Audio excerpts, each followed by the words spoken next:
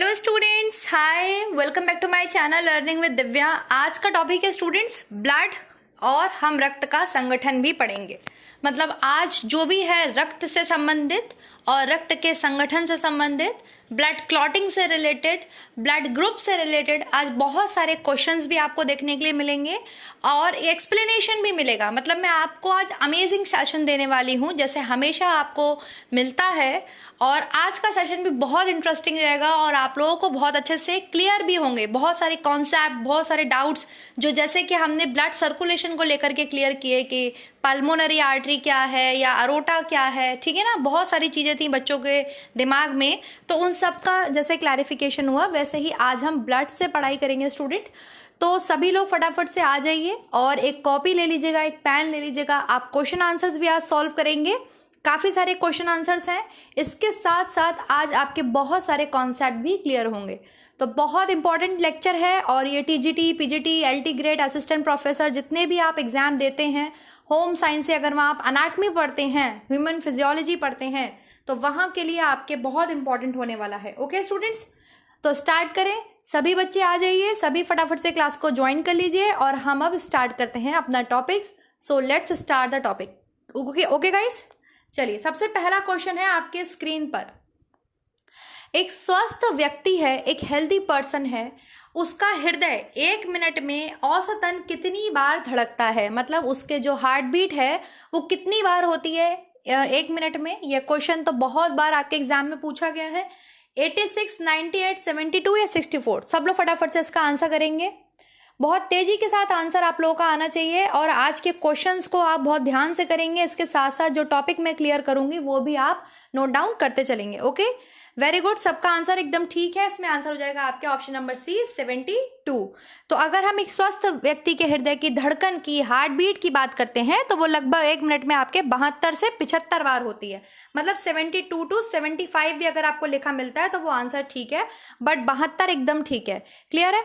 और अगर हम होल ब्लड की बात करें कि हमारी बॉडी में ब्लड कितना होता है, कितने लीटर ब्लड पाया जाता है, तो आप लिखेंगे 5 to 6 लीटर हमारी बॉडी में जो है वो आपके ब्लड पाया जाता है। क्लियर है?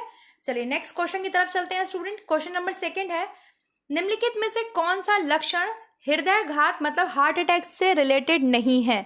ऐसे कौन से सिम्टम्स हैं इनमें से जो हार्ट अटैक से रिलेटेड नहीं है? जिसमें सबसे पहला है आपके सीने में दर्द, दूसरा है पसीना आना मतलब स्वेटिंग होना, पर्सपायरेशन होना, जी मिचलाना, फिर है बाह में दर्द और झंझनाहट। बाह मतलब स्पेशली आपके जो लेफ्ट हैंड होता है, जो लेफ्ट आर्म होती है, इसमें बहुत ज़्यादा दर्द होता है, झंझनाहट होती है। और फोर्थ ऑप्शन है आपके टांगों में दर्द। तो इनमें से ऐसा कौन सा लक्षण है जो बेसिकली नॉर्मली हार्ट अटैक के पेशेंट में देखने के लिए नहीं मिलता? तो आपका आंसर यहाँ पे क्या हो जाएगा? ऑप्शन नंबर डी हो जाएगा। टांगों में दर्द देखने के लिए नहीं मिलता, जबकि आपके सीने में दर्द मिलेगा, बाहों में दर्द मतलब स्पेशली जो आपके लेफ्ट साइड है, लेफ्ट आर्म है, लेफ्ट हैंड है, इसमें दर्द, झंझनाहट और पसीना आएगा, स्वेटिंग आएगी, जी मिचलाएगा, ये सब देखने के लिए मिलता है। तो option number D is correct. Next question की तरफ चलते हैं स्टूडेंट। क्वेश्चन नंबर 3 है आपके सामने। हृदय स्पंदन में, हृदय स्पंदन मतलब आपके जो हार्ट आपके जो बीट कर रहा है, स्पंद कर रहा है, ठीक है, इसमें एक विद्युत तरंगें निष्पादित होती हैं जो उपजती हैं। किस में उपजती हैं? आपके जो हार्ट बीट है वो कैसे हो पाती है? अभी ये जो लास्ट वीडियो मैंने आपको सर्कुलेटरी सिस्टम पढ़ाया है उसमें ये चीज़ मेरी रह गई बताने के लिए। हार्ट में आपकी एक स्पेशल नोड पाई जाती है जिसे आप ऐसे नोड बोलते हैं, ठीक है। इसका काम क्या होता है? इसका काम होता है विद्युत प्रवाह करना। मतलब जो हार्ट है वो अपना काम करता है, जो धक धक धक धक आपको सुनाई देती है, जो लबडब आवाज जो होती है वो विद्युत तरंगों के द्वारा ही हो पाता है। मतलब हार्ट अपना फंक्शन परफॉर्म कर पाता है। तो ये किसमें उपजती हैं, मतलब किसमें आपको देखने के लिए मिलेंगी? हार्ट बीट में विद्युत तरंगे तो ऑब्वियसली आपको किसमें देखने के लिए मिलेंगी? हृदय में देखने के लिए मिलेंगी। चलिए इसका इमेज देख लेते हैं, ये कहाँ पर होती हैं और इसका क्या फंक्शन होता है। देखिए ये होता है आपके, ये हार्ट है। हार्ट में आपके जो आपके हमने बात करी थी राइट, जो आपके एट्रियम होता है, ये जिसको हम बोलते हैं दायां अलिंद होता है। जब हम हार्ट की बात कर चुके हैं, इसको 4 पार्ट में डिवाइड कर चुके हैं। ऊपर वाला भाग आलिंद है, नीचे वाला भाग निलय है, ये राइट साइड है, ये आपके लेफ्ट साइड है। तो ये है आपके ऐसे नोड्स, ठीक है। ये ऐसे नोड्स क्या करती हैं? ये एक तरीके की विद्युत मतलब एक तरीके की बहुत छोटा छोटा सा मतलब बहुत लाइट इलेक्ट्रिसिटी जनरेट करती हैं, विद्युत प्रवाह जनरेट करती हैं हृदय के अंदर, जिससे देखिए ये जो है ये हार्ट जो है ये अपना फंक्शन बहुत आराम से कर पाता है, जो आपको लब डब आवाज सुनाई देती है, जो धड़कता है हृदय, जो हृदय गति है वो हो पाती है, ठीक है। लेकिन कभी कभी क्या होता है, जब ओल्ड एज आ जाती है, ओल्ड एज मतलब जब लोग बूढ़े हो जाते हैं, तो आपने बहुत सी टर्म सुनी होगी कि किसी की हार्ट की सर्जरी है, उसके पेस मेकर लगाया गया है, ठीक है। ये पेस मेकर क्या होता है, ये पेस मेकर एक स्पेशली आप बैटरी टाइप समझ लीजिए, जो कि हार्ट में इंसर्ट की जाती है, क्योंकि ये जो ऐसे नोड होती है ना, ये कमजोर हो जाती हैं, ये वीक हो जाती हैं और ये अपना काम अच्छे से परफॉर्म नहीं कर पाती। तो डॉक्टर्स क्या करते हैं, इलेक्ट्रोकार्डियोग्राफी कराते हैं, ईसीजी करवाते हैं, और जो उन्हें टेस्ट कराने होते हैं वो देखते हैं। तो वो ये देखते हैं कि सब कुछ ठीक है, हार्ट में ना तो आपके कहीं पे क्लॉटिंग है, ना अथीरोस्क्लेरोसिस की प्रॉब्लम है, ना आपके कहीं पर कोलेस्ट्रॉल जमा है, लेकिन तब भी देखते हैं कि हृदय का जो फंक्शन है वो सही से नहीं हो रहा ओल्ड एजेस में। तो फिर वो सजेस्ट करते हैं कि आप लोग पेस मेकर डलवा लीजिए। ये पेस मेकर एक ऐसी मशीन होती है जो ये जो काम ऐसे नोड कर रही थी उसको करती है, ठीक है। जो ऐसे नोड काम कर रही थी हार्ट के अंदर, क्या काम कर रही थी, एक विद्युत प्रवाह कर रही थी, बहुत लाइट सा ऐसा विद्युत धारा को प्रवाह करती है, जिससे जो हृदय है वो अपना काम कर पाता है। जो आपके पंप करने का काम है, जो आप लब डब आवाज सुनते हैं, जो धड़कने का काम है, वो हृदय कर पाता है। तो बूढ़े लोगों में आपने पेस मेकर, बहुत लोगों में सुना होगा कि उनमें पेस मेकर डाला गया है, ठीक है। तो यहीं पर आपके जो है वो पेस मेकर इंसर्ट कर दिया जाता है, डाल दिया जाता है ऑपरेशन करके। तो इसको बोलते हैं आपके ऐसे नोड। ये आपके हार्ट में बहुत इंपॉर्टेंट होता है। ये पेस मेकर क्या होता है, इसे ऐसे नोड को ही, एक मस्कुलर नॉट होती है, मस्कुलर गांठ होती है, और इसे हृदय का पेस मेकर बोला जाता है। और जब ये काम करना बंद कर देता है तो बाहर से डॉक्टर एक ऐसी बैटरी डालते हैं जिसको हम पेस मेकर बोलते हैं, ठीक है, जो इसमें पेस मेकर का काम करती है हृदय में। आई होप आपको क्लियर हो गई होगी बात। नेक्स्ट देखते हैं स्टूडेंट, क्वेश्चन नंबर आपके है 4। बताइए, एक स्वस्थ वयस्क मनुष्य में, मतलब अडल्ट ह्यूमन में ब्लड कितना पाया जाता है, कितना टोटल ऑफ ब्लड होता है बॉडी के अंदर? 5 से 6 लीटर, 3 से 4 लीटर, 8 से 10 लीटर, या 10 से 12 लीटर? तो अभी हमने बात करी, वेरी गुड, इसका आंसर हो जाएगा ऑप्शन नंबर ए, 5 से 6 लीटर एक नॉर्मल ह्यूमन में आपके ब्लड होता है। क्लियर है। नेक्स्ट क्वेश्चन की तरफ चलते हैं स्टूडेंट, क्वेश्चन नंबर 5। रक्त क्या है? रक्त होता है, एक संयोजी ऊतक है, एक उपकलित ऊतक है, दोनों है, या दोनों में से कोई भी नहीं है? देखिए, मैंने टिश्यूज भी पढ़ाए हुए हैं स्टूडेंट, सेल के बारे में पढ़ाया है, सेल के सारे ऑर्गेनल्स के बारे में पढ़ाया है, साइटोलॉजी मैंने आपको कंप्लीट पढ़ाई हुई है, मैंने आपको टिश्यूज भी बताए हुए हैं। एक बार फिर से मैं टिश्यूज के बारे में, ऊतक के बारे में आपको एक्सप्लेन करूंगी। जब हम ब्लड की बात करते हैं स्टूडेंट, तो ब्लड आपकी एक संयोजी ऊतक है। ये क्या करता है, ये हमारे कनेक्टिविटी मेंटेन करता है बॉडी के अंदर। भाई, ब्लड के थ्रू ही तो हमारी बॉडी में सबसे ज्यादा कनेक्टिविटी है, ब्लड ही तो सारे न्यूट्रिएंट्स को लेके जाता है, ब्लड में ही तो सारे ऑक्सीजन, कार्बन डाइऑक्साइड, हर एक चीज का जो ट्रांसपोर्टेशन है बॉडी के अंदर, हीमोग्लोबिन का आप कहते हैं, या जिस भी चीज का ट्रांसपोर्टेशन है आपकी बॉडी में, वो ब्लड के थ्रू ही तो होता है। तो ये कनेक्टिविटी मेंटेन करता है, इसलिए इसको कनेक्टिव टिश्यू कहते हैं। इसके अलावा 2 कनेक्टिव टिश्यू और होते हैं, जरा फटाफट से सब उसका मुझे एग्जाम्पल देंगे, मुझे फटाफट से बताएंगे बॉडी में 2 और कौन कौन से कनेक्टिव टिश्यूज पाए जाते हैं। और मैंने ये टॉपिक पढ़ाया हुआ है, हाँ, अभी लेटेस्ट में रिवाइज नहीं कराया, लेकिन पहले भी पढ़ाया हुआ है, और कई बार मैं उसका एग्जाम्पल्स भी आपको दे चुकी हूँ।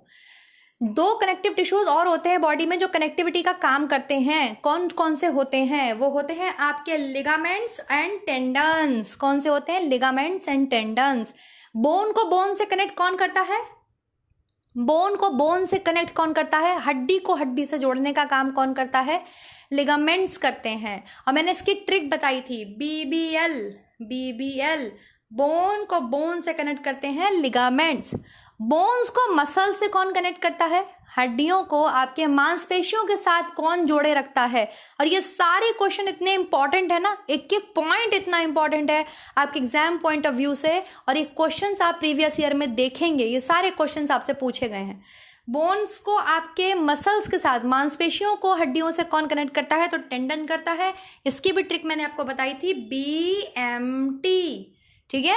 BBL bone to bone ligament, BMT bone को मसल से टेंडन्स, तो उसको बोलते हैं बीएमटी। और ब्लड भी आपके क्या है? कनेक्टिव टिश्यू है। क्लियर हो गया। तो ये 3 कनेक्टिव टिश्यूज हैं जो बॉडी में आपके क्या करते हैं? कनेक्टिविटी का काम करते हैं। हड्डियों को हड्डियों से लिगामेंट जोड़ता है, हड्डियों को मांसपेशियों से टेंडन जोड़ता है। इसके अलावा पूरे शरीर को आपके रक्त जो है वो संयोजी ऊतक है, कनेक्ट करके रखता है। क्लियर। नेक्स्ट क्वेश्चन की तरफ चलें।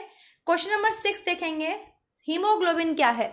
हालांकि ये वैसे तो क्वेश्चन नंबर आपके 8 हो गया, क्योंकि मैं आपसे 2-3 क्वेश्चन ऐसे पूछती चलूंगी और ऐसे बहुत सारे क्वेश्चंस आएंगे जो मैं आपसे ओरली भी पूछती चलूंगी। हीमोग्लोबिन क्या है? पौधों की पत्ती में पाया जाने वाला पदार्थ है, बोन मैरो में पाया जाने वाला पदार्थ है, मानव रक्त में पाया जाने वाला पदार्थ है, या पिट्यूटरी ग्लैंड से निकलने वाला कोई हार्मोन है? क्या हो जाएगा? Very good. हीमोग्लोबिन आपकी क्या है? मानव रक्त में पाया जाने वाला पदार्थ है, जिसकी वजह से आपके ब्लड का कलर कैसा दिखाई देता है? ब्लड का कलर कैसा दिखाई देता है? आपके रेड दिखाई देता है। ठीक है, नेक्स्ट देखते हैं स्टूडेंट, क्वेश्चन नंबर 7। हीमोग्लोबिन के बारे में आपको कुछ कथन दिए हुए हैं, उस पर विचार करके आंसर करना है। यह रक्त में ऑक्सीजन का संचार करता है, ये लौह युक्त यौगिक है, मतलब इसमें आपके आयरन भी पाया जाता है।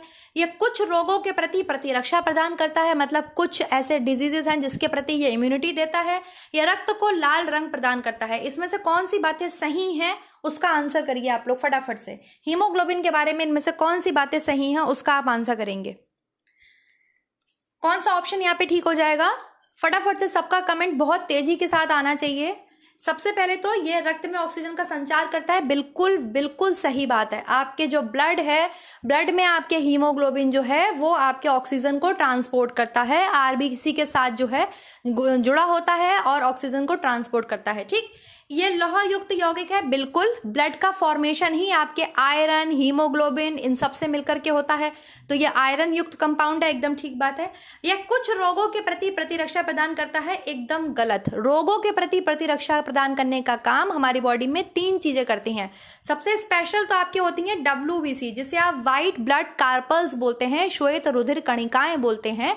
ये शरीर में सुरक्षा प्रदान करती है, इम्यूनिटी प्रोवाइड करती हैं। इसके अलावा आपके प्लाज्मा में भी आपके एंटीबॉडीज पाई जाती हैं, और कुछ लिम्फ नोड्स आपकी बॉडी में पाई जाती हैं, जिसे आप लसिका ग्रंथि या लिम्फेटिक सिस्टम बोलते हैं। वो एक अलग टॉपिक है, लिम्फेटिक सिस्टम, वो मैं आपको अलग से पढ़ाऊंगी। ठीक है, जब मैंने आपको फैट का एब्जॉर्प्शन पढ़ाया था तो मैंने आपको बताया था कि वसा जो है शरीर में वो ब्लड में डायरेक्ट एब्जॉर्ब नहीं होता, क्योंकि ब्लड में वाटर होता है और फैट जो है वो वाटर में घुलनशील नहीं है। तो हमारे स्मॉल इंटेस्टाइन में लेक्टिल लसिका पाई जाती है, लिम्फेटिक आपके नर्व पाई जाती है, उसमें वो एब्जॉर्ब होता है ना, पढ़ाया है ना मैंने। तो ये चीज तीसरी तो हो गई, कुछ रोगों के प्रति प्रतिरक्षा प्रदान करता है, ऐसा नहीं करता। रोगों से हमारे प्रतिरक्षा WBC प्रदान करती हैं, प्लाज्मा में पाया जाने वाला एंटीबॉडी प्रदान करता है, इसके अलावा लिम्फेटिक सिस्टम करता है। ठीक है, लिम्फ नोड्स होती हैं, ग्लैंड्स होती हैं, वो करती हैं। यह रक्त को लाल रंग प्रदान करता है, ये बिल्कुल ठीक है। तो 1, 2 और 4 आपके एकदम करेक्ट आंसर हो जाएगा। देखिए, हर एक चीज आपकी बॉडी में एक दूसरे से जुड़ी हुई है, तो आपको हर एक चीज का कॉन्सेप्ट समझ में आना चाहिए। आपको लिम्फेटिक सिस्टम भी समझ में आना चाहिए, क्योंकि जब आप वसा का अवशोषण पढ़ते हैं तो वो डायरेक्टली आपके ब्लड में नहीं होता, बाकी सारे न्यूट्रिएंट्स आपके डायरेक्टली ब्लड में एब्जॉर्ब हो जाते हैं, जबकि वसा नहीं होती। क्यों नहीं होती? क्योंकि रक्त में आपके जल पाया जाता है, सबसे ज्यादा परसेंटेज आपके ब्लड में वाटर का होता है। ये सब अभी हम आगे क्लियर करेंगे कि कितना परसेंटेज होता है, क्या होता है, क्योंकि क्वेश्चंस आपके बनते हैं। क्लियर है? समझ में आ गया? नेक्स्ट क्वेश्चन की तरफ चलेंगे स्टूडेंट। क्वेश्चन नंबर 8 है, रक्त में लाल रंग निम्न में से किसके कारण होता है? प्लाज्मा के कारण होता है, हीमोग्लोबिन, हीमोसाइनिन या WBC के कारण होता है? जो ब्लड आपके रेड कलर का होता है वो किसकी वजह से होता है? उसमें कौन सा पिगमेंट पाया जाता है? तो उसमें आपके हीमोग्लोबिन पाया जाता है, हीमोग्लोबिन आपके पाया जाता है। वेरी गुड, सबका आंसर एकदम करेक्ट है। नेक्स्ट क्वेश्चन की तरफ चलते हैं। क्वेश्चन नंबर 9 बताइए, RBC का रंग होता है, RBC लाल रक्त कणिकाओं का, RBC रेड ब्लड सेल्स का रंग होता है किसके द्वारा? क्यूटिन के कारण, क्लोरोफिल के कारण, हीमोसाइनिन के कारण या हीमोग्लोबिन के कारण? फटाफट से सबका आंसर आ जाना चाहिए, बहुत तेजी के साथ सब लोग कनेक्ट करिए, चैनल को लाइक करिए स्टूडेंट्स, इस वीडियो को भी लाइक कीजिए, अपने फ्रेंड्स के साथ शेयर कीजिए, ताकि जिनका भी एग्जाम है TGT का, PGT का, वो सभी यहाँ पर आके जुड़ पाएं और इस टॉपिक को क्लियर कर पाएं। ठीक है, वेरी गुड, सबका आंसर एकदम ठीक है, ऑप्शन नंबर डी, हीमोग्लोबिन के कारण। नेक्स्ट क्वेश्चन की तरफ चलते हैं। क्वेश्चन नंबर 10 बताइए, शरीर में हीमोग्लोबिन का कार्य है क्या है? ऑक्सीजन का परिवहन करना, जीवाणुओं को नष्ट करना, रक्त अल्पता मतलब अनीमिया को रोकना। ठीक है, इंग्लिश मीडियम वाले बिल्कुल परेशान नहीं होंगे, मैं एक एक टर्म को इंग्लिश में भी बताती चलूंगी। रक्त अल्पता मतलब अनीमिया, अनीमिया को रोकने का काम हीमोग्लोबिन करता है या लोहे का उपयोग करता है। आप अगर हीमोग्लोबिन का फंक्शन देंगे इन चारों में से तो क्या देंगे? जो बेस्ट ऑप्शन है उसको आप चूज करेंगे। क्या हो जाएगा? ऑक्सीजन का परिवहन, ट्रांसपोर्टेशन ऑफ ऑक्सीजन जो है वो आपके कौन करता है, वो हीमोग्लोबिन करता है। जो ब्लड में आपके हीमोग्लोबिन पाया जाता है ये ऑक्सीजन को आपके लंग्स से लेकर के आता है और CO2 को लंग्स तक पहुंचाने का काम करता है, जो कि हम ट्रांसपोर्टेशन किस नली के द्वारा होता है, बॉडी में कौन सी धमनी शिरा करती हैं, वो सब हम कर चुके हैं। हार्ट के कौन से चैम्बर्स में होता है ये सब आपको मैं क्लियर करा चुकी हूँ। ओके, नेक्स्ट चलते हैं स्टूडेंट, क्वेश्चन नंबर 11। मनुष्य का औसत रक्तचाप होता है, ब्लड प्रेशर की बात हो रही है। नॉर्मल ब्लड प्रेशर क्या होता है स्टूडेंट्स, बताइए फटाफट से, सब लोग आंसर करेंगे। नॉर्मल ब्लड प्रेशर क्या होता है, रक्तचाप क्या होता है? 60/100, 120/80, 60/140 या 120/80? कितना होता है आपके? 120/80। अब बताइए 120 क्या है और 80 क्या है? मतलब कौन सा इसमें से सिस्टोलिक प्रेशर है, कौन सा इसमें से डायस्टोलिक प्रेशर है? सिस्टोलिक प्रेशर होता क्या है, डायस्टोलिक प्रेशर होता क्या है, वो भी फटाफट से सब मुझे कमेंट में बताइए। क्या इसमें से सिस्टोलिक है, क्या डायस्टोलिक है? सिस्टोलिक प्रेशर है आपके 120। सिस्टोलिक प्रेशर मतलब जब हृदय आपके सिकुड़ता है और 120 की स्पीड से ब्लड को क्या करता है, आपके धमनियों पे जो दबाव लगता है, धमनियों पे जो प्रेशर लगता है, क्योंकि धमनियां शुद्ध रक्त को लेके शरीर में जाती हैं। महाधमनी से छोटी धमनी, महाधमनी से धमनी, धमनी से छोटी धमनी, फिर केशिका। पूरा मैंने आपको पाथ ऑफ ब्लड समझाया है ना।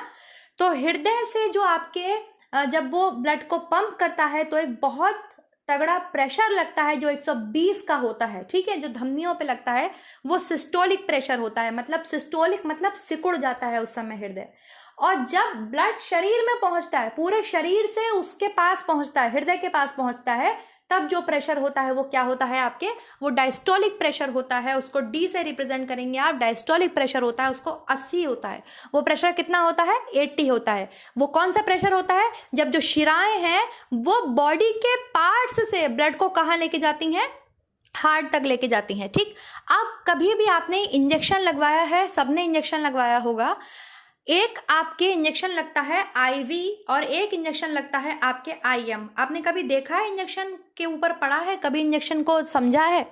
आपको इंजेक्शन हमेशा जो डॉक्टर हैं वो आपको वेन्स में लगाते हैं, आपकी शिरा में लगाते हैं। क्यों? इसका रीजन क्या है? कभी आपको उंगलियों में इंजेक्शन क्यों नहीं लगता? कभी आपको जो है इंजेक्शन सीधे दिल में क्यों नहीं लगता? कभी इंजेक्शन जो है वो सीधे आपको कहीं और फेफड़ों में क्यों नहीं लगता? क्यों आपको हाथ में जो वेन्स जा रही हैं उसमें लगता है? क्योंकि ये उसको इंट्रावेन बोलते हैं, ठीक है, IV इंजेक्शन बोलते हैं, IV। अभी IM भी बताऊंगी मैं क्यों ऐसा होता है। क्योंकि ये जो है, जो वेन्स होती हैं, ये बॉडी पार्ट से सारा ब्लड लेके जा रही होती हैं। कहाँ लेके जा रही होती हैं? आपके हार्ट के पास लेके जा रही होती हैं। तो डॉक्टर IV में लगाते हैं, IV इंजेक्शन लगाते हैं आपको, आपकी वेन्स में इंजेक्शन लगाते हैं, क्योंकि उन्हें पता है कि ये तो सारा ब्लड कहाँ जा रहा है, ये हार्ट में जा रहा है। तो वो जाने वाली गति में लगाते हैं, धमनी में नहीं लगाते हैं इंजेक्शन। धमनी से तो इंजेक्शन आपके जो ब्लड है वो सारे ऑर्गन्स में आपके जा रहा है। IV इंजेक्शन लगता है हमेशा, क्योंकि जो शिराएं हैं वो सारा ब्लड लेके जा रही हैं हार्ट तक। तो जो रास्ता हार्ट तक जा रहा है उसमें आपके इंजेक्शन लगाया जाता है। समझ में आ रहा है? जो हार्ट से आ रहा है उसमें नहीं लगाया जाता है, क्योंकि उसमें प्रेशर कम होता है। आप बोलोगे मैम उसमें तो डीऑक्सीजनेटेड ब्लड है, उसमें क्यों लगाते हैं? वो डीऑक्सीजनेटेड ब्लड बिल्कुल है, लेकिन उसका प्रेशर कम होता है। उसमें प्रेशर कितना होता है? उसका प्रेशर आपके होता है 80, और जबकि जो ब्लड आ रहा है उसका प्रेशर कितना है? 120। क्लियर है? तो बहुत फर्क होता है। और ये आपके क्या है? ये आपके नॉर्मल ब्लड प्रेशर है। तो सिस्टोलिक प्रेशर आपके 120 है, डायस्टोलिक प्रेशर आपके 80 है। अब जो IM होता है ये होता है इंट्रामस्कुलर। जैसे आपके कोरोना का इंजेक्शन आप सबको लगा होगा, डायरेक्ट इंजेक्शन लिया और आपकी मसल्स में ठोक दिया, तो जो ऊपर हाथ में आपके सूजन रही 3 दिन, क्योंकि वो डायरेक्ट मसल्स में लगा है, और मसल्स से जो है आपके दवा को जाने में थोड़ा टाइम लगता है। ठीक है, मसल्स से दवा को जो है अंदर तक जाने में थोड़ा टाइम लगता है। और जब तुरंत रिलीफ की जरूरत होती है, एकदम किसी आदमी को बहुत चक्कर आ रहे हैं, बहुत उसकी बुरी हालत है, तो IV इंजेक्शन लगता है। डॉक्टर उसको तुरंत वेन्स में इंजेक्शन लगाते हैं, ठीक है, जिससे उसको क्विक रिलीफ मिलता है और वहां पे प्रेशर कम होता है। तो IM और IV समझ में आया? ये मैंने आपको टीकाकरण में भी समझाया था। चलिए नेक्स्ट, 120/80 समझ में आ गया, सिस्टोलिक डायस्टोलिक प्रेशर समझ में आ गया। क्वेश्चन नंबर 12, किसी व्यक्ति का अगर ब्लड प्रेशर 140 mmHg है तो इस लेख में Hg क्या है? ब्लड प्रेशर जो नॉर्मल आपके होता है वो 120 से 80 mmHg होता है। मैंने आपको जब हाइपरटेंशन पढ़ाया था तो पूरी चीज पढ़ाई है, नॉर्मल ब्लड प्रेशर भी बताया है, हाइपर ब्लड प्रेशर भी बताया है और हाइपो ब्लड प्रेशर भी बताया है, हाइपो मतलब कम भी बताया है, और नॉर्मल ब्लड प्रेशर भी बताया है कि वो किस तरीके से आजकल एग्जामिनर पूछते हैं, इस तरीके से रिप्रेजेंट किया जाता है। 120 या 120 से कम होना चाहिए और 80 से 90 तक जा सकता है, लेकिन 80 से कम ही होना चाहिए, ये नॉर्मल ब्लड प्रेशर है। लेकिन अगर किसी का 140 है तो वो क्या है, मिलीमीटर ऑफ मरकरी, इसको क्या बोलेंगे, एचजी से रिप्रेजेंट होता है मरकरी, मरकरी से आपके ये रिप्रेजेंट करा जाता है मिलीमीटर ऑफ मरकरी, क्योंकि जो स्फिग्नोमीटर होता है जिससे आपके ब्लड प्रेशर लिया जाता है उसमें आपके मरकरी भरा होता है, ठीक है, और वो जहां तक जाता है वहीं तक की रीडिंग्स बताता है आपकी बॉडी से लेकर के। एचजी क्या बताता है, मरकरी को रिप्रेजेंट करता है। नेक्स्ट देखेंगे स्टूडेंट्स क्वेश्चन नंबर 13, जब एक व्यक्ति वृद्ध हो जाता है तो सामान्यतः उसका जो ब्लड प्रेशर है वो भी कैसा हो जाएगा, घट जाएगा, बढ़ जाएगा, उतना ही रहेगा या बदलता रहता है, बताइए। एक पर्सन है वो बूढ़ा हो गया है तो उसका ब्लड प्रेशर कैसा हो जाएगा, फटाफट से सब आंसर करेंगे।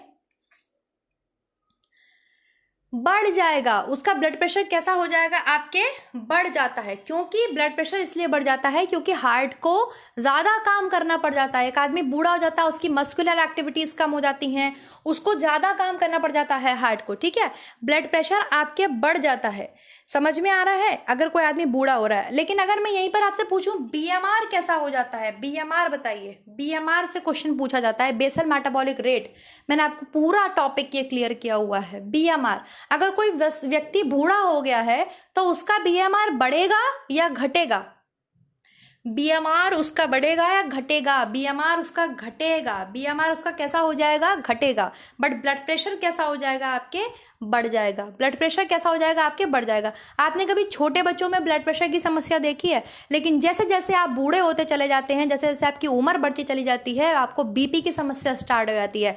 कभी बीपी बढ़ना, कभी कुछ, नॉर्मली बढ़ता हुआ ही दिखता है, कम भी होता है, हाइपो ब्लड प्रेशर की भी प्रॉब्लम होती है, लेकिन बुढ़ापे में स्पेशली आपके बीपी बढ़ जाता है, लेकिन बीएमआर कम हो जाता है। बीएमआर सबसे ज्यादा कब बढ़ता है, बीएमआर सबसे ज्यादा आपके चाइल्डहुड में बढ़ता है, बचपना में, मतलब जो आपके बच्चे होते हैं उनका बीएमआर बहुत अच्छा होता है, बहुत बड़ा हुआ होता है। इसके अलावा जितने भी आपके स्पोर्टिव पर्सन होते हैं, जो मस्कुलर पर्सन होते हैं, उनमें आपके बीएमआर इंक्रीज होता है। मेल्स में आपके बीएमआर बड़ा हुआ होता है, फीमेल्स में बीएमआर कम होता है। एक एक टर्म बता दी है, एक एक टर्म एकदम गोल्डन लाइन जैसी है जो आपके एग्जाम के लिए बहुत इंपॉर्टेंट है। आप देख सकते हैं बीएमआर वाला वीडियो भी। क्लियर। नेक्स्ट है, अब आते हैं हम कॉम्पोजिशन ऑफ ब्लड को समझेंगे थोड़ा सा, फिर इससे रिलेटेड क्वेश्चन करेंगे, ठीक है, क्योंकि आज का जो मेन टॉपिक है वो रक्त और रक्त के संगठन से ऊपर है। ठीक, रक्त का संगठन जिसे आप बोलते हैं कॉम्पोजिशन ऑफ ब्लड, मतलब ब्लड में क्या क्या पाया जाता है। देखिए स्टूडेंट्स, जो ब्लड है, जो रक्त है, जो कि आपने पढ़ा कि 5 से 6 लीटर हमारे शरीर में होना चाहिए सामान्य। रक्त क्या है, एक संयोजी आपके ऊतक है, एक कनेक्टिव टिश्यूज है, क्योंकि ये पूरी बॉडी में कनेक्टिविटी मेंटेन करता है। क्लियर है, सारे न्यूट्रिएंट्स इसी में एब्जॉर्ब होते हैं, आपके O2 इसी में होती है, CO2 इसी में होती है, सब कुछ ब्लड के थ्रू ही आपकी बॉडी में हो पाता है। इसमें इसका कुछ संगठन है, ये कुछ किसी चीजों से मिलके बना है। तो ब्लड आपके प्लाज्मा से मिलके बना है। प्लाज्मा जो है वो इसकी लिक्विड फॉर्म है। क्या है, लिक्विड फॉर्म है। लिक्विड मतलब तरल अवस्था है। अगर मैं ऐसे इसको करती हूँ, यहाँ पे कर देती हूँ, मैं आपको एक बार दिखा देती हूँ, मेरा प्लेन पेज लगाया था मैंने, ये है, मान लीजिए यहीं पे बता देती हूँ मैं। ठीक, तो आप सब मेरे साथ नोट्स बनाएंगे। ये ब्लड है, क्लियर है। ब्लड में आपके 2 चीजें होती हैं मेन, एक होता है आपके प्लाज्मा, क्या होता है, प्लाज्मा, और दूसरी आपकी चीज होती है जिसको आप बोलते हैं कार्पल्स। कार्पल्स, कार्पल्स क्या होते हैं, कार्पल्स को आप हिंदी में लिखिए रुधिराणु, और प्लाज्मा को तो प्लाज्मा ही लिखा जाता है। ठीक है, ब्लड में आपके प्लाज्मा पाया जाता है, दूसरी चीज क्या पाई जाती है, आपके कार्पल्स रुधिराणु पाए जाते हैं। प्लाज्मा लिखिए, प्लाज्मा आपकी लिक्विड चीज होती है। ब्लड में जो आपकी लिक्विड है, जो द्रवित चीज होती है, तरल जो चीज होती है, वो प्लाज्मा होती है। प्लाज्मा आपके तरल अवस्था में होता है। जबकि जो कार्पल्स हैं ये 3 तरीके के होते हैं, लिखिए आरबीसी, WBC एंड आपके प्लेटलेट्स। कौन सी होती हैं, प्लेटलेट्स। प्लेटलेट्स लिख लीजिए, RBC, WBC, प्लेटलेट्स। तो RBC, WBC, प्लेटलेट्स आपके रुधिराणु होती हैं। ठीक, प्लाज्मा जो होता है ब्लड में स्टूडेंट्स 55% पाया जाता है। कितने परसेंट पाया जाता है, 55% पाया जाता है। कितने परसेंट पाया जाता है आपके, 55%। ठीक है, ये है प्लाज्मा और ये है कार्पल्स। कार्पल्स कितने होते हैं, 3 होते हैं, R, W एंड प्लेटलेट्स। ठीक है, ये कार्पल्स हैं, रुधिराणु। प्लाज्मा जो होता है स्टूडेंट्स, ये आपके 55% ब्लड में पाया जाता है। कहीं कहीं आपको 55 से 60% मिलेगा, लेकिन एग्जैक्ट जो इसकी वैल्यू है वो 55% है। ठीक है, 55%। बाकी बचे 45% में आपके पास क्या पाया जाता है? बाकी बचे 45% में ब्लड में आपके कार्पल्स पाए जाते हैं, मतलब रुधिराणु, मतलब सॉलिड पार्ट पाया जाता है। ब्लड में दो चीजें होती हैं, एक तो लिक्विड पार्ट होता है, एक सॉलिड पार्ट होता है। एक तरल अवस्था होती है, एक आपके ठोस अवस्था होती है। तो प्लाज्मा आपके तरल अवस्था में होता है, इसका रंग पीला होता है। अभी मैं आपको इमेज में दिखाऊंगी तो आपको और अच्छे से समझ में आएगा। और ये 55% आपके पाया जाता है। कितना पाया जाता है? पूरे ब्लड में 55% आपके प्लाज्मा पाया जाता है। क्लियर? बाकी बचे 45% में आपके क्या पाया जाता है? सॉलिड पार्ट, मतलब आपके जो ठोस पदार्थ हैं, जैसे रेड ब्लड सेल्स हैं, व्हाइट ब्लड कार्पल्स हैं, प्लेटलेट्स हैं, ये पाए जाते हैं। क्लियर हुआ? इतना समझ में आया आपको? क्लियर हुआ? इतना समझ में आया? ठीक। अब एक चीज और लिखिए आप फटाफट से, जहां पे आपने ब्लड लिखा है ऐसे ही लिखा रहने दीजिए। ब्लड में आपने प्लाज्मा लिखा है। प्लाज्मा मैंने आपको कितना बताया? 55% प्लाज्मा पाया जाता है, जिसमें 90% प्लाज्मा में आपके वाटर पाया जाता है। लिखिए 90% जो है आपके वाटर पाया जाता है प्लाज्मा में। एक तो अकेला प्लाज्मा ब्लड में कितने परसेंट होता है? अगर हम होल ब्लड की बात करें, होल ब्लड में 100% की बात करें, तो उसमें 55% आपके क्या है? प्लाज्मा है। बाकी 45% पे आपके क्या है? कार्पल्स हैं, ठोस पदार्थ है, रुधिराणु है। ठीक, श्वेत रुधिराणु, लाल रुधिराणु और प्लेटलेट्स हैं। प्लाज्मा में भी अगर मैं बात करूं, अब मैं केवल प्लाज्मा की बात कर रही हूं, केवल मैं किसकी बात कर रही हूं? प्लाज्मा की बात कर रही हूं।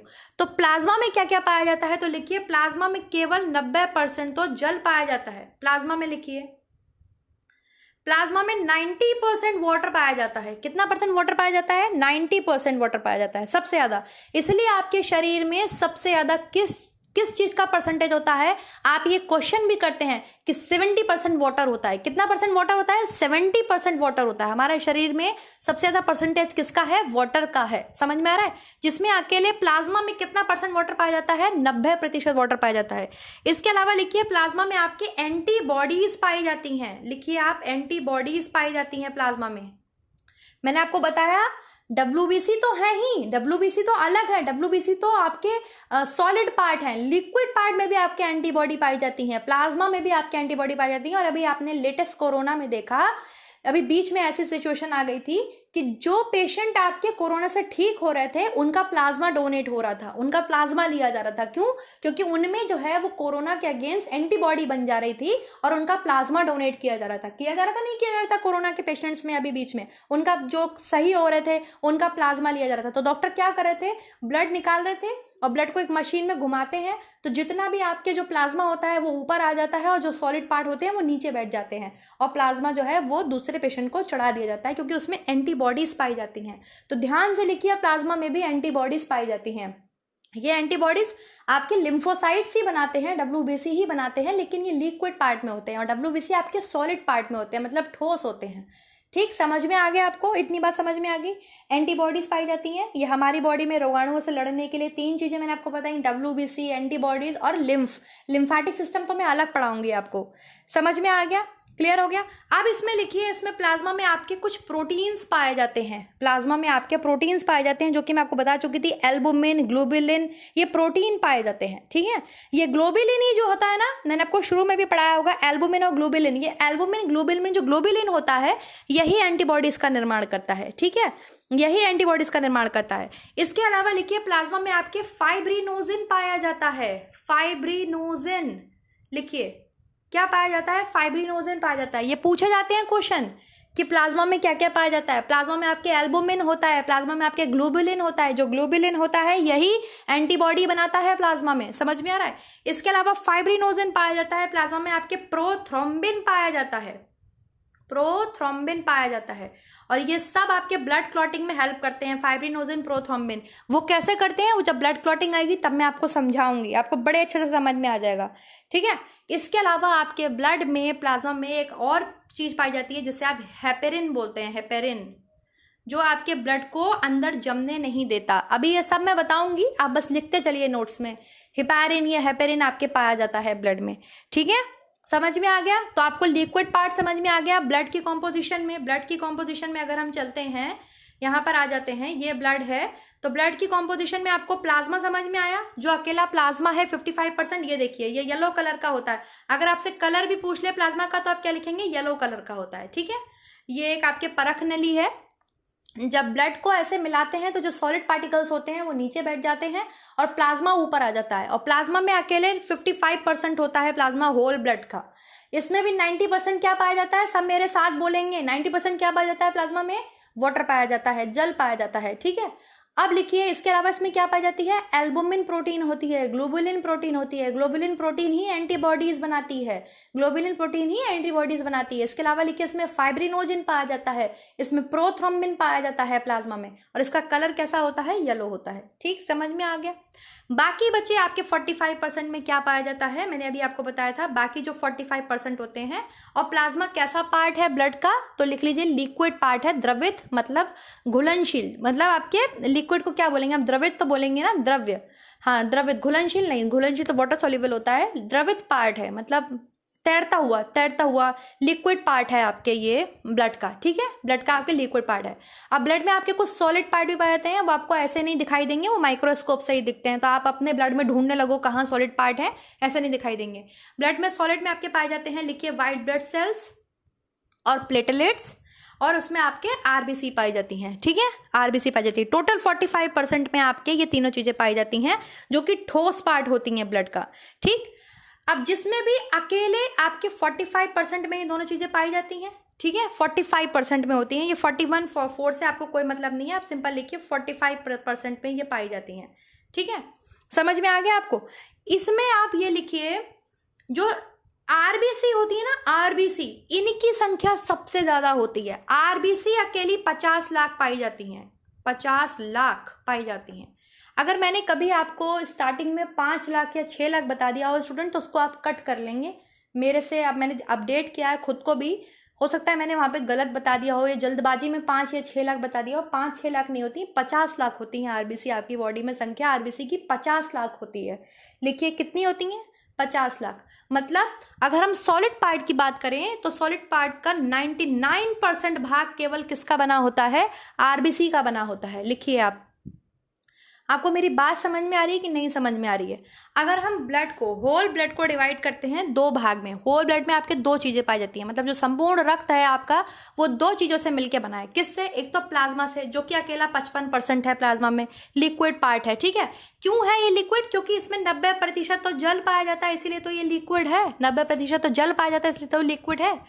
अब बात करते हैं जो बचा हुआ 45% है, उसमें आपके व्हाइट ब्लड सेल और रेड ब्लड सेल्स पाई जाती हैं, जिसमें भी रेड ब्लड सेल की संख्या सबसे ज़्यादा होती है, क्योंकि इसकी संख्या 50 लाख होती है। ये बहुत छोटी छोटी होती हैं आकृति में, और 99% ऑफ जो है सॉलिड पार्ट ये अकेले बनाती हैं। मतलब अकेले ब्लड में 99% आपके आरबीसी पाई जाती हैं, ठीक है। और बाकी जो है वो आपके क्या पाई जाती हैं, डब्ल्यूबीसी और प्लेटलेट्स पाई जाती हैं। क्यों, अब बताइए ऐसा क्यों, क्योंकि आप बताइए इसमें आरबीसी की संख्या बड़ी होती है या डब्ल्यूबीसी की जो आकृति है वो बड़ी होती है। संख्या तो आपकी आरबीसी की ज्यादा होती है, 50 लाख। डब्ल्यूबीसी की लिख लीजिए, हाँ डब्ल्यूबीसी की संख्या लिख लीजिए पहले आप, 10,000 तक होती है, 10,000 से ऊपर नहीं होनी चाहिए। 6,000 से 10,000 इनकी संख्या होती है, 6,000 से 10,000 इनकी संख्या होती है, लिख लीजिए। और जो प्लेटलेट्स हैं इनकी संख्या आपके 2 लाख से 2.5 लाख होती है। कितनी होती है, 2 लाख से 2 लाख टू 2.5 लाख, लिख लीजिए। व्हाइट ब्लड सेल्स की संख्या कितनी होती है, व्हाइट ब्लड सेल्स की संख्या आपके 10,000 होती है। ये क्वेश्चन पूछे हुए हैं सारे आपके एग्जाम में। अगर आपको लग रहा हो कि मैम क्या पढ़ा रही हैं, सब एक एक क्वेश्चन प्रीवियस ईयर में पूछा हुआ है। हाँ, 6,000 से 10,000 आप लगा लीजिए, 6,000 से 10,000 आपके डब्ल्यूबीसी पाई जाती हैं। इसके अलावा आपकी जो प्लेटलेट्स हैं वो 2 लाख से 2.5 लाख इनकी संख्या होती है ब्लड में। कितनी होती है, 2 लाख से 2.5 लाख। डब्ल्यूबीसी जो आपके प्लेटलेट्स हैं ये किस में घटती हैं, किस बीमारी में घट जाती हैं प्लेटलेट्स, बहुत तेजी के साथ आंसर आना चाहिए मेरे को। प्लेटलेट्स की संख्या किस बीमारी में घटती है, वेरी गुड, डेंगू में घटती है। किस में घटती है, डेंगू में। आरबीसी की संख्या किस बीमारी में घटती है, आरबीसी की संख्या किस बीमारी में घटती है, मलेरिया में घटती है। आरबीसी की संख्या किस बीमारी में घटती है, आपके मलेरिया। डब्ल्यूबीसी की संख्या नहीं घटनी चाहिए बॉडी के अंदर, क्योंकि अगर डब्ल्यूबीसी की संख्या घट गई या कम हो गई तो वो कैंसर कॉज करती है, ठीक है, बहुत बुरी स्थिति हो जाती है। डब्ल्यूबीसी की संख्या घट जाना इट मीन्स एड्स हो गया है। एड्स में WBC बहुत बुरी तरीके से नष्ट होती हैं, क्योंकि एड्स का वायरस बहुत गंदा वायरस होता है। वो ढूंढ ढूंढ के बॉडी की एक एक टी सेल, एक एक WBC को मारता है। इम्यूनिटी सिस्टम ही खत्म कर देता है, बॉडी में आपकी जो आर्मी है उसको ही खत्म कर देता है। और अगर ये बढ़ गया तो ल्यूकेमिया, ब्लड कैंसर कॉज होता है। ठीक है, मैं अभी एक एक इमेज आपको दिखाऊंगी। फिलहाल ये सब क्लियर हो गया आपको। अब आप मुझे यहाँ ये बताएंगे कि आकार किसका बड़ा होगा? आरबीसी का बड़ा होता है, WBC का बड़ा होता है, या प्लेटलेट्स का बड़ा होता है? किसका आकार बड़ा होता है? आकार में कौन बड़ा होगा? आरबीसी बड़ी होगी, WBC बड़ी होगी, या प्लेटलेट्स बड़ी होंगी? आप मार्केट जाते हैं, आपने मार्केट से लिए 1 किलो आलू, ठीक, और आपने ली 1 किलो राई के दाने नहीं होते हैं, सरसों के दाने जो लोग तड़के में डालते हैं। आपने सरसों के दाने लिए 1 किलो, और एक आपने लिए 1 किलो आलू। बताइए संख्या में कौन ज़्यादा होगा, नंबर्स में कौन ज़्यादा होगा? जिसका साइज छोटा वो संख्या में ज़्यादा होंगे ना। आप 1 किलो आलू लीजिए, 1 किलो नींबू लीजिए, दोनों में कौन ज़्यादा होंगे? नींबू ज़्यादा होंगे ना, कि आपके आलू ज़्यादा होंगे? नींबू ज़्यादा होंगे। तो आरबीसी की संख्या ज़्यादा है, इसलिए इनकी आकृति छोटी छोटी होती है, और डब्ल्यूबीसी की संख्या हमारी बॉडी में कम है, इसलिए इनकी आकृति बड़ी होती है। डब्ल्यूबीसी आकृति में आपके बड़ी होती हैं। ये क्वेश्चन भी आपसे पूछा जा सकता है कि आकृति में सबसे बड़ी कौन होती है, तो डब्ल्यूबीसी होती हैं। सबसे छोटी कौन होती है? आरबीसी होती है, क्योंकि आरबीसी की संख्या 50 लाख होती है आपकी बॉडी के अंदर। ठीक है, और आरबीसी जो है आपके बहुत इंपॉर्टेंट है, सब कुछ बहुत इंपॉर्टेंट है बॉडी में, ऐसा कुछ नहीं है जो इंपॉर्टेंट नहीं है। आरबीसी की संख्या 50 लाख है, तो इनकी आकृति छोटी है। डब्ल्यूबीसी आपके संख्या में कम है, इनकी आकृति बड़ी बड़ी होती है। और डब्ल्यूबीसी बहुत प्रकार की होती हैं, आपको मैं बता चुकी हूँ पहले भी। लिम्फोसाइट्स और पता नहीं ए ग्रैनुअल्स, वो तो सब बहुत अलग बात है, उसकी बात हम इस समय नहीं कर रहे। क्लियर है? तो कॉम्पोजिशन ऑफ ब्लड आपको समझ में आया, रक्त का संगठन आपको समझ में आया। रक्त में 2 चीजें पाई जाती हैं स्पेशली, प्लाज्मा जो 55% होता है, 45% में आपके सॉलिड पार्ट होते हैं। सॉलिड पार्ट में क्या क्या आते हैं? RBC, WBC, platelets. आरबीसी जो कि 50 लाख होती है, डब्ल्यूबीसी जो कि 6 से 10 हजार होती है जिनकी संख्या, और आपके हम बात करते हैं किसकी?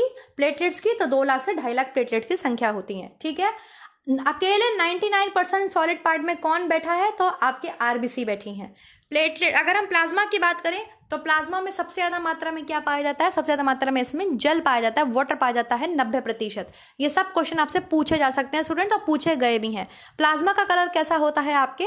तो येलो होता है। एंटीबॉडीज कहाँ पाई जाती हैं? अगर प्लाज्मा में पाई जाती हैं। ठीक है, बाकी डब्ल्यूबीसी तो खुद है ही आपके बॉडी की इंटरनल आर्मी। क्लियर? चलिए अब आगे बढ़े क्वेश्चंस की तरफ, क्योंकि अब इससे रिलेटेड क्वेश्चंस आने वाले हैं। चलिए देखते हैं। ये देखिए, ये हैं आरबीसी और डब्ल्यूबीसी। देखिए भाई, इनकी संख्या कम दिख रही है, केवल आपको 1 2 3 डब्ल्यूबीसी दिख रही हैं, और जबकि आरबीसी देखिए आप कितनी सारी आपको रेड कलर की आरबीसी दिख रही हैं। और साइज भी देखिए आप बड़ा है, यहाँ पे देखिए आप, ये साइज इसका बड़ा है। ये डब्ल्यूबीसी है, इनका साइज जो है बड़ा है आपके आरबीसी के साइज से। क्लियर है? इसके अलावा ये देखिए, ये प्लेटलेट्स हैं, ये वाला, ये जो साइज है ये इस तरीके से प्लेटलेट्स होती हैं ये, और ये आपके आरबीसी हैं। क्लियर है? प्लेटलेट्स की संख्या कितनी होती है? 2 लाख से 2.5 लाख। समझ में आ गया? क्लियर हो गया? नेक्स्ट देखते हैं स्टूडेंट्स, आगे हैं आपके, मानव रक्तदान के लिए कौन सा रक्त समूह सार्वत्रिक दाता डोनर होता है? मतलब यूनिवर्सल डोनर है, जो सबको ब्लड डोनेट कर सकता है। ये तो आपको सबको बहुत अच्छे से पता होगा। बताइए यूनिवर्सल डोनर कौन है? फटाफट से सब आंसर करेंगे। B+, O, AB या A+, जो सबको ब्लड दे सकता है। O, very good. कौन सा है? O ब्लड ग्रुप होता है जो सबको ब्लड दे सकता है। आपको ब्लड ग्रुप पता है? कैसे आप कहते हैं कि हमारा ब्लड ग्रुप O है? कैसे आप बोलते हो मेरा ब्लड ग्रुप A है? कैसे आपको पता चला आपका ब्लड ग्रुप B है? कोई मुझे ये एक्सप्लेन कर सकता है? किसी को पता है ये चीज? कैसे आपको पता है? चलिए मैं आपको एक्सप्लेन करूंगी। मैं आपको ये भी चीज आज बताऊंगी कि कैसे ब्लड ग्रुप की पहचान हुई, कैसे आपके पता चलता है कि आपका ब्लड ग्रुप O है, A है, B है या AB है। क्लियर? नेक्स्ट देखते हैं क्वेश्चन नंबर 15। किस रक्त समूह के व्यक्ति को आप सार्वभौमिक प्रदाता हो सकता है? सार्वभौमिक प्रदाता सबको प्रदान कर सकता है, सार्वभौमिक प्रदाता है। ऐसा कौन सा आपके जो है ब्लड ग्रुप होता है? हाँ, तो वेरी गुड, सबका आंसर एकदम करेक्ट आ रहा है। सार्वभौमिक प्रदाता हो सकता है आपके blood group O। Very good. Next question देखते हैं। हमारे शरीर में रक्त का दाब जो होता है, ब्लड का प्रेशर जो होता है, वो जो आपका एटमॉस्फेरिक प्रेशर है, वायुमंडलीय दाब है, उससे कम है, वायुमंडलीय दाब से अधिक होता है, वायुमंडलीय दाब के बराबर होता है, या उपयुक्त में से कोई नहीं। जो आपके ब्लड में जो आपके दबाव होता है, जो 120 to 80 दबाव होता है आपके ब्लड का, वो वायुमंडलीय दाब के बराबर होता है, वायुमंडलीय दाब से कम होता है, कैसा होता है? फटाफट से सब लोग आंसर करेंगे।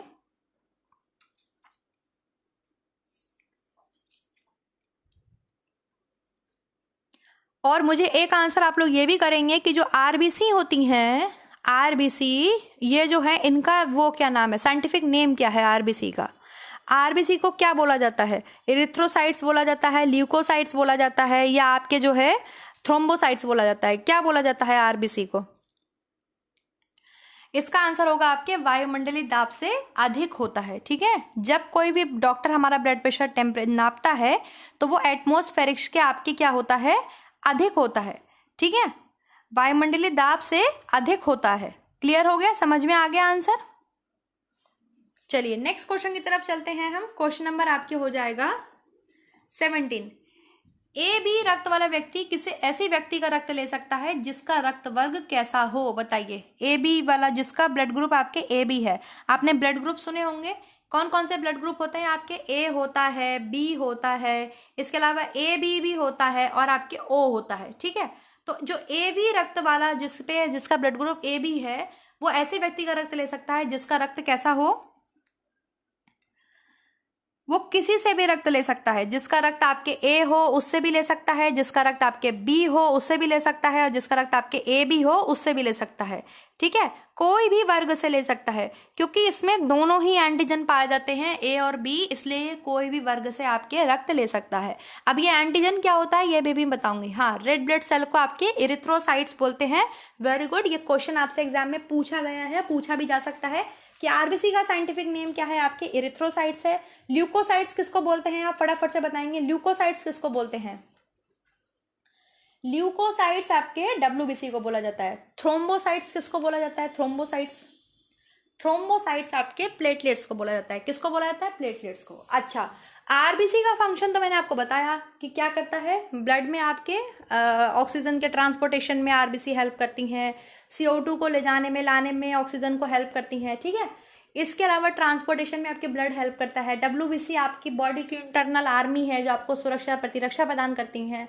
प्लेटलेट्स क्या काम करती हैं? फटाफट से सब आंसर करेंगे। प्लेटलेट्स क्या करती हैं? कॉम्पोजिशन ऑफ ब्लड में आपको कंप्लीट बता चुकी हूँ। ब्लड का संगठन, प्लेटलेट्स रक्त के थक्का जमाने में हेल्प करती हैं, ब्लड क्लॉटिंग में हेल्प करती हैं। थ्रोम्बोसाइट्स बोलते हैं, उनका साइंटिफिक नेम क्या है? थ्रोम्बोसाइट्स। और रेड आरबीसी का साइंटिफिक नेम क्या है? इरिथ्रोसाइट्स, ल्यूकोसाइट्स, डब्ल्यूबीसी का। नेक्स्ट क्वेश्चन देखते हैं स्टूडेंट्स। अब मैं आपको बताऊंगी ब्लड ग्रुप के बारे में। ये जो आपने बात करी कि ए बी वाला सबसे ब्लड ले सकता है, ओ वाला सबको ब्लड दे सकता है, ठीक है, तो ये कैसे पता चला? किसने सबसे पहले तो ये बताइए, इसकी खोज किसने की? ब्लड ग्रुप्स की खोज किसने की आपके? फटाफट से सब आंसर करेंगे, बहुत तेजी के साथ आंसर आना चाहिए मेरे पास।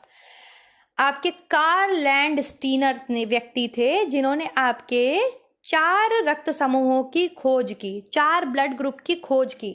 आपको कैसे, आपका डॉक्टर कैसे क्लियर करता है कि आपका ब्लड ग्रुप ए है, आपका ब्लड ग्रुप बी है? चलिए मैं बताती हूँ आपको।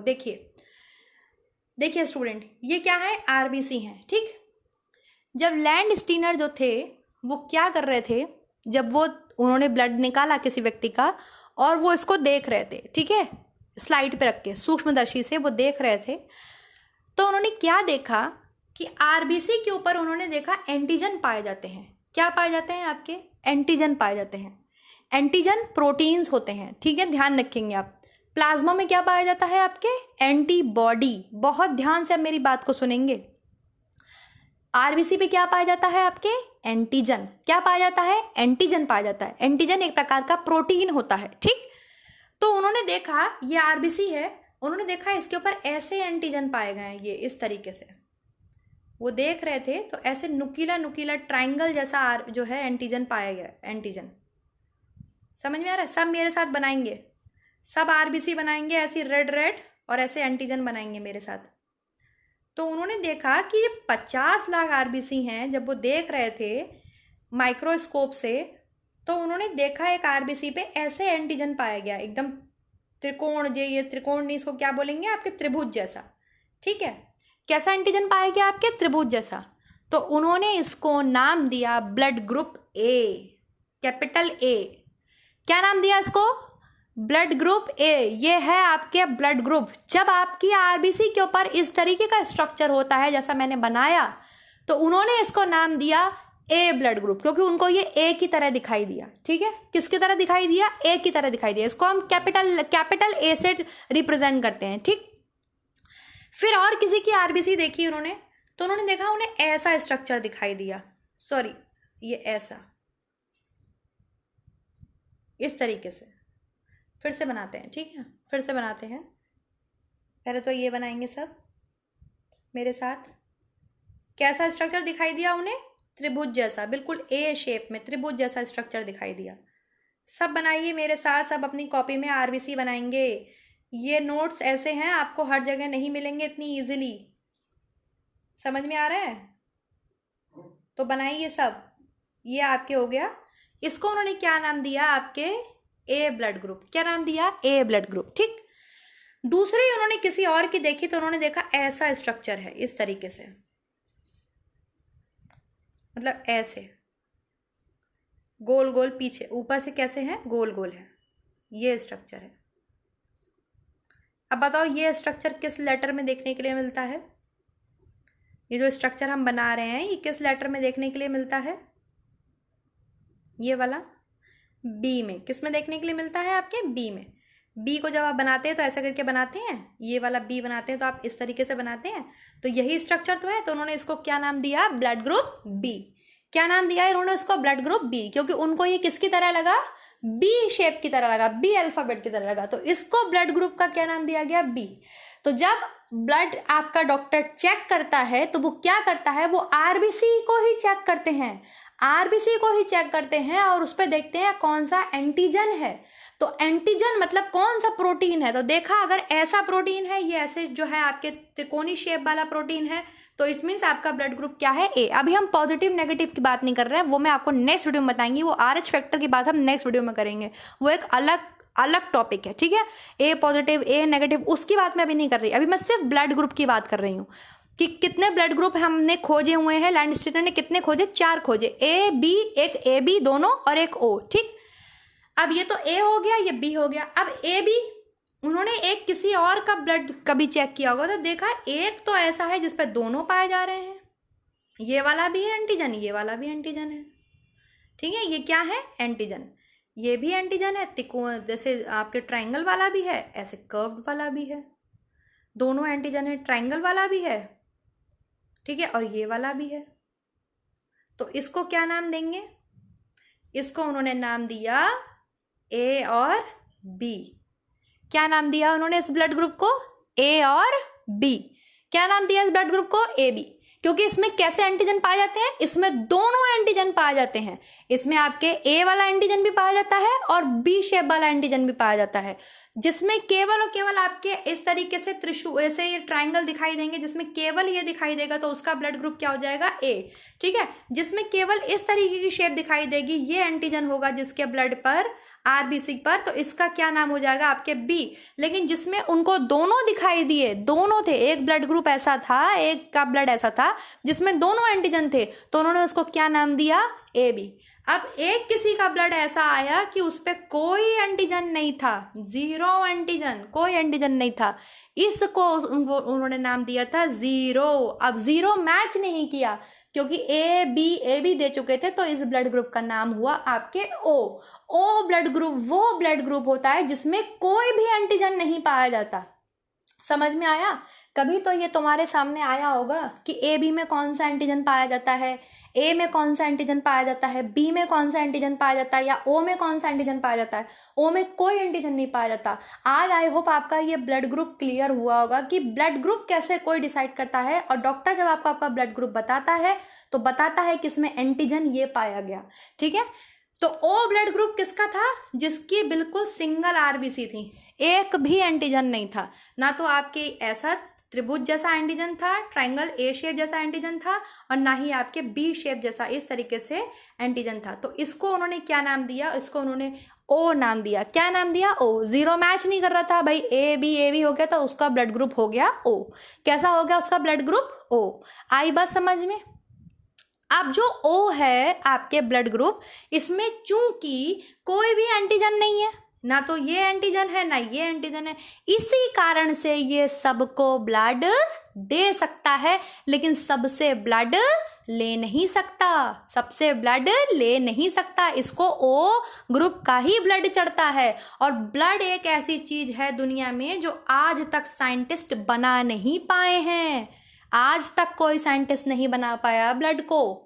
समझ में आ रहा है? बहुत अलग बात है कि आपने कहीं कुछ सुना हो, ब्लड फॉर्मेशन आज तक नहीं हुआ, तभी जगह जगह ब्लड बैंक होते हैं, ब्लड डोनेट किया जाता है, ब्लड आपसे खरीद के लोगों को ब्लड चढ़ाया जाता है, या घर के लोग उसको डोनेट करते हैं तब ब्लड चढ़ाया जाता है। समझ में आई आपके बात? आज आपको ब्लड ग्रुप क्लियर हुए कि क्यों जो है वो आपके यूनिवर्सल डोनर है। क्यों? क्योंकि इसमें कोई भी एंटीजन नहीं पाया जाता। इसकी आरबीसी एकदम टकली है, बिल्कुल खुली है, इनमें कोई भी एंटीजन नहीं पाया जाता।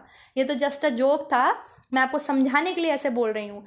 लेकिन ये सबसे ब्लड ले नहीं सकता। क्यों नहीं ले सकता? क्योंकि भाई किसी का ब्लड में ए एंटीजन हो सकता है, किसी के में बी, किसी के में ए बी भी हो सकता है, ठीक है। और ए बी आपके सबका ब्लड कैसे ले सकता है? ए बी जो है वो हर किसी का ब्लड ले सकता है आपका। वो कैसे ले सकता है? क्योंकि इसमें ए एंटीजन भी पाया जाता है और इसमें बी एंटीजन भी पाया जाता है। कौन सा एंटीजन पाया जाता है? ए एंटीजन भी पाया जाता है, उसमें आपके बी एंटीजन भी पाए जाते हैं। देखिए पिक्चर, ये है पिक्चर आपके। क्लियर हुआ? ये वाला बताएंगे सब मुझे कौन सा ग्रुप है, फटाफट से बताएंगे। ये वाला ग्रुप कौन सा है, जल्दी से बताइए। ये इसमें कैसी शेप है ये? कौन सा ब्लड ग्रुप है ये? कौन सा एंटीजन है ये? ए। Very good. कौन सा एंटीजन है ये? ए। नेक्स्ट बताइए, इस वाली इमेज में बताइए ये कौन सा एंटीजन है? ये कौन सा एंटीजन है? कैसी शेप है ये आपके? हाँ, वेरी गुड। ये कौन सा एंटीजन है आपके? बी। या ये कौन सा ग्रुप है आपके? बी ब्लड ग्रुप है, ठीक। नेक्स्ट बताइए, ये वाला कौन सा एंटीजन होगा? ये वाला कौन सा ग्रुप होगा? ये वाला कौन सा ब्लड ग्रुप है जिसपे आपके दोनों एंटीजन पाए जा रहे हैं? आपके ए एंटीजन भी पाया जा रहा है और बी एंटीजन भी पाया जा रहा है, तो ये ब्लड ग्रुप हो गया आपके ए बी। इसीलिए ए बी जो है वो आपके क्या है? सबसे सर्वग्राही, सबका रक्त ले सकता है, चाहे उसका ए ब्लड ग्रुप हो चाहे उसका बी ब्लड ग्रुप हो, सबसे ब्लड ले सकता है।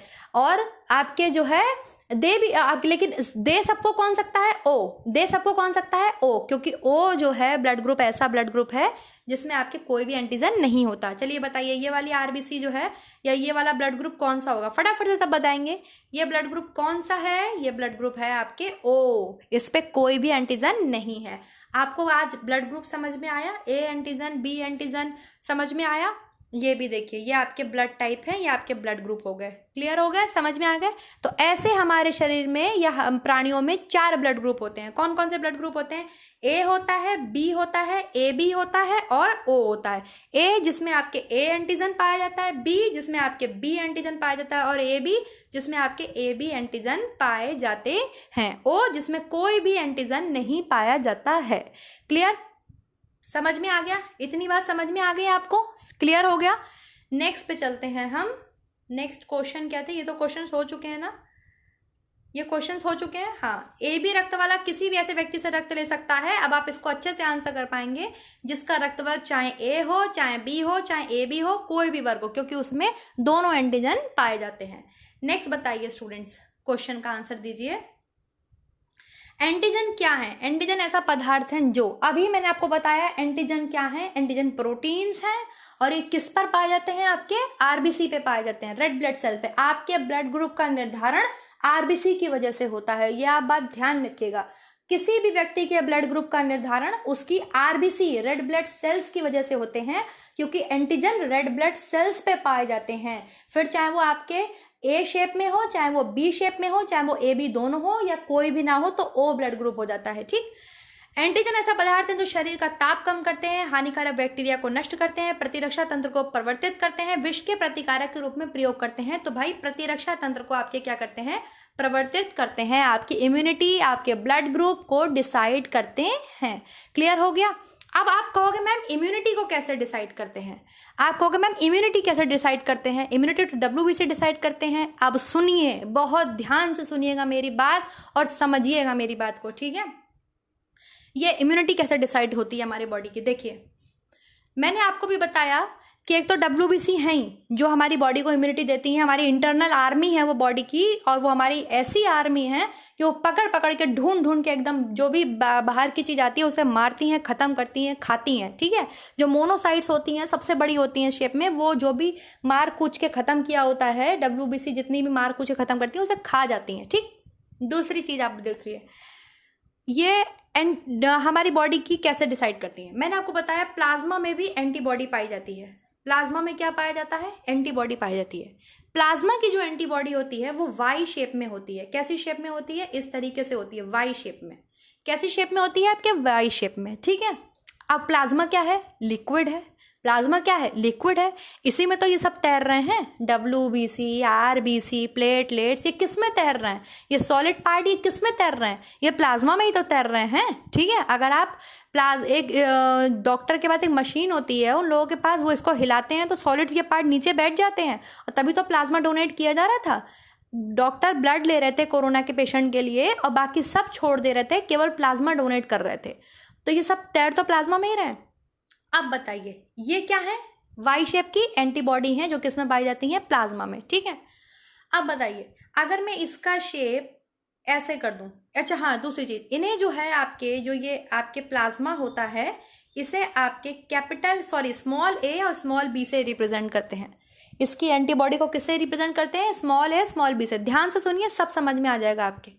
और अभी हम ब्लड ग्रुप की बात कर रहे थे, उसे किससे रिप्रेजेंट करते हैं, उसे हमेशा आप capital A, capital B, capital AB और O से रिप्रेजेंट करेंगे। ये बात ध्यान रखिएगा, बिल्कुल दिमाग में रखिएगा आपने। ब्लड ग्रुप हमेशा capital A, capital B, capital AB या कैपिटल O से रिप्रेजेंट किया जाता है, स्मॉल से नहीं, ठीक है। समझ में आ गई आपके बात। लेकिन जो एंटीबॉडीज होती हैं उन्हें स्मॉल a और स्मॉल b से रिप्रेजेंट करते हैं। अब आपने पढ़ा कि जो एंटीजन हैं ये भी हमारे शरीर को सुरक्षा प्रतिरक्षा प्रदान करते हैं। कैसे, सुनिए। एक चीज बताइए, ये हो गई आपके किस शेप की, मैंने बताया आपको वाई शेप की। सही से बनाती हूँ, सही से नहीं बना, हाँ ये वाई शेप की आपकी क्या होती हैं, एंटीबॉडी होती हैं जो प्लाज्मा में पाई जाती हैं, ठीक। अब इसमें भी मान लीजिए मैं ऐसा सांचा बना दूं, ये वाला ए शेप जैसा, जो आपने अभी किस पे देखा था, एक RBC है, मान लीजिए ये RBC है, ठीक है, और इसमें ये वाला आपके एंटीजन है। ये क्या है, आपके एंटीजन है। इसका ग्रुप क्या हो जाएगा, ब्लड ग्रुप क्या हो जाएगा आपके, इसका ब्लड ग्रुप क्या हो जाएगा, इस RBC का A हो जाएगा, ठीक है। और आपके जो ये इम्यूनिटी है ये भी इस सांचे की है, इसमें भी इस तरीके का शेप है, A शेप है। तो बताइए, आप बताइए, ये जो एंटीबॉडी भी सेम है, एंटीजन भी सेम है, बताइए ये आदमी जीवित रहेगा कि मरेगा, बताइए। या ये चीज बॉडी के लिए अच्छी है या बुरी है, बताइए। एंटीजन की शेप भी A शेप की है, ठीक है, और आपके जो एंटीबॉडी है ये एंटीबॉडी है, ये एंटीजन है, इसकी शेप भी A शेप की है। ये मरेगा या आपके बचेगा, ये मरेगा। ये खराब चीज है हमारी बॉडी के लिए। तो भगवान, जो कि जिन्हें आप भगवान बोलते हैं, वो ऐसे ही भगवान नहीं है। उन्होंने देखिए क्या करा, क्यों मरेगा, क्योंकि इसी सांचे में ये चीज फंस जाएगी आके, देखिए ऐसे फंस जाएगी। अगर इस तरीके की आपकी एंटीबॉडी भी है और इस तरीके की आपकी एंटीजन भी आपके बॉडी में पाया जा रहा है, तो ये जो आपके ये जो सेम स्ट्रक्चर होने की वजह से ये RBC तो आपके सॉलिड है और ये तो तैर रही है, ये इसमें फंस जाएगी, इस एंटीबॉडी में फंस जाएगी। और जहां एंटीबॉडी में ये फंसी तो वहीं डेथ निश्चित होती है, क्योंकि ब्लड का फ्लो होना चाहिए, ब्लड रुकना नहीं चाहिए, ब्लड के अंदर क्लॉटिंग नहीं होनी चाहिए। आपके शरीर में, शरीर के अंदर ब्लड क्लॉट नहीं होता है, बाहर ब्लड क्लॉटिंग होती है। ब्लड क्लॉटिंग पढ़ते हो ना, जिसमें विटामिन K हेल्प करता है, प्रोथ्रोम्बिन, थ्रोम्बिन, ये सब पढ़ते हो। ये कहाँ होता है, ये शरीर के बाहर होता है। जब शरीर में कहीं पे कट लग जाता है, शरीर के अंदर अगर क्लॉटिंग हो गई तो आदमी की मृत्यु निश्चित होती है। जैसे आपने सुने होंगे दिमाग में क्लॉट हो गए, ब्रेन हैमरेज हो गया, निश्चित है उससे ब्लड क्लॉटिंग से प्रिवेंट करता है आपके हेपारिन। कौन प्रेजेंट करता है? हेपारिन। हेपारिन जमने नहीं देता है ब्लड के खून को, वो मैं अभी क्लॉटिंग में बताऊंगी आपको। पहले मैं आपको ब्लड ग्रुप क्लियर कर दूं। ये फंस जाएगा सेम स्ट्रक्चर होने की वजह से, इस एंटीबॉडी में ये आरबीसी फंस जाएगा और आदमी मर जाएगा। तो भगवान ने क्या किया है, जिसमें भी आपके एंटीजन अर्थात आपका ब्लड ग्रुप ए है, ऐसा स्ट्रक्चर है, तो उसकी एंटीबॉडी में आपके ऐसा शेप बना दिया, बी वाला शेप बना दिया ऐसा। तो अगर आपका ब्लड ग्रुप ए है तो आपकी बॉडी में एंटीबॉडी कौन सी पाई जाएगी? बी एंटीबॉडी पाई जाएगी। कौन सी एंटीबॉडी पाई जाएगी? बी एंटीबॉडी पाई जाएगी। समझ में आया? कौन सी एंटीबॉडी पाई जाएगी? बी एंटीबॉडी पाई जाएगी। और अगर किसी का ब्लड ग्रुप आपके बी है, बी इस तरीके की शेप है उसकी आरबीसी की, तो उसके में कैसी एंटीबॉडी पाई जाएगी? आपके ए एंटीबॉडी पाई जाएगी, ताकि ये दोनों जो स्ट्रक्चर हैं ये आपस में टकराने पर एक दूसरे से जुड़े नहीं, क्योंकि आरबीसी आपके सॉलिड पार्ट है। समझ में आ रहा है? सॉलिड पार्ट है, लिक्विड में आपके एंटीबॉडीज में घुस गई तो प्रॉब्लम हो जाएगी। तो अगर किसी का ब्लड ग्रुप बी है, किसी में बी शेप का आपके ब्लड ग्रुप पाया जा रहा है, तो उसमें एंटीबॉडी किस शेप की पाई जाएगी? ए शेप की। किस शेप की पाई जाएगी? ए शेप की। ए बी का तो हो गया, जिसका ए है जिसका बी है। अब बताओ जिसमें ए बी एंटीजन होता है, बताइए इसका, बताइए इसमें कौन सी एंटीबॉडी पाई जाएगी? जिसमें दोनों एंटीजन होते हैं। बच्चे नहीं हो तुम, दूध पीते। समझ में आ गया?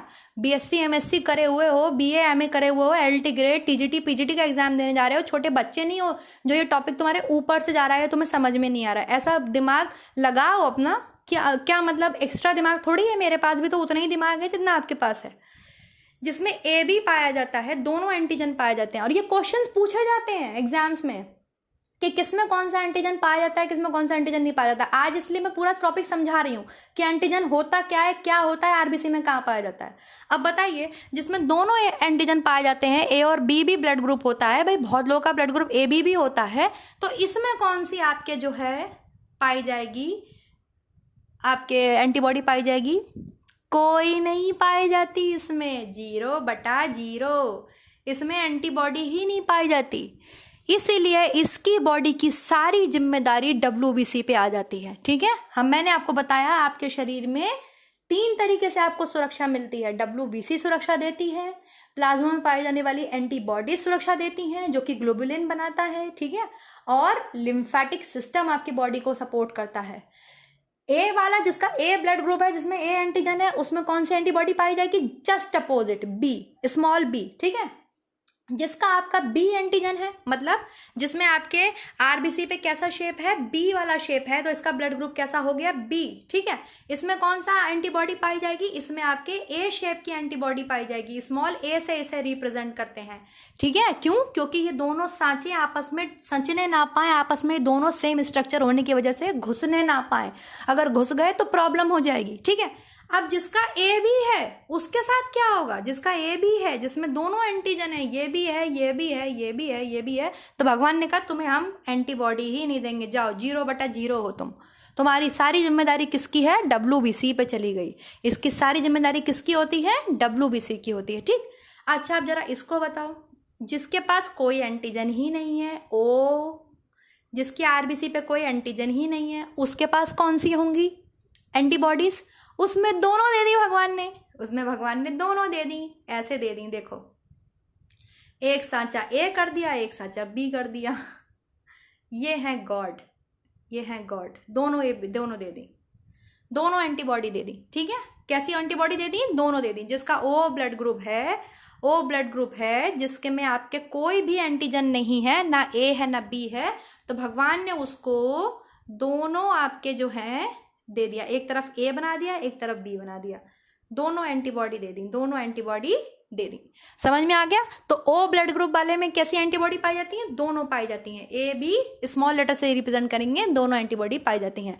तो आई होप आज आपको ये चीज समझ में आ गई होगी कि एंटीजन क्या है ब्लड ग्रुप का डिसाइड कैसे करते हैं, हमारे शरीर को सुरक्षा कौन कौन सी चीजें प्रदान करती हैं, ठीक है। और ये जो एंटीबॉडीज होती हैं ये लिम्फोसाइट्स ही बनाती हैं, WBC ही बनाती हैं, लेकिन ये लिक्विड फॉर्म में होती हैं, प्लाज्मा में होती हैं। समझ में आ गया? इनका स्ट्रक्चर वाई शेप का होता है। क्लियर हो गया?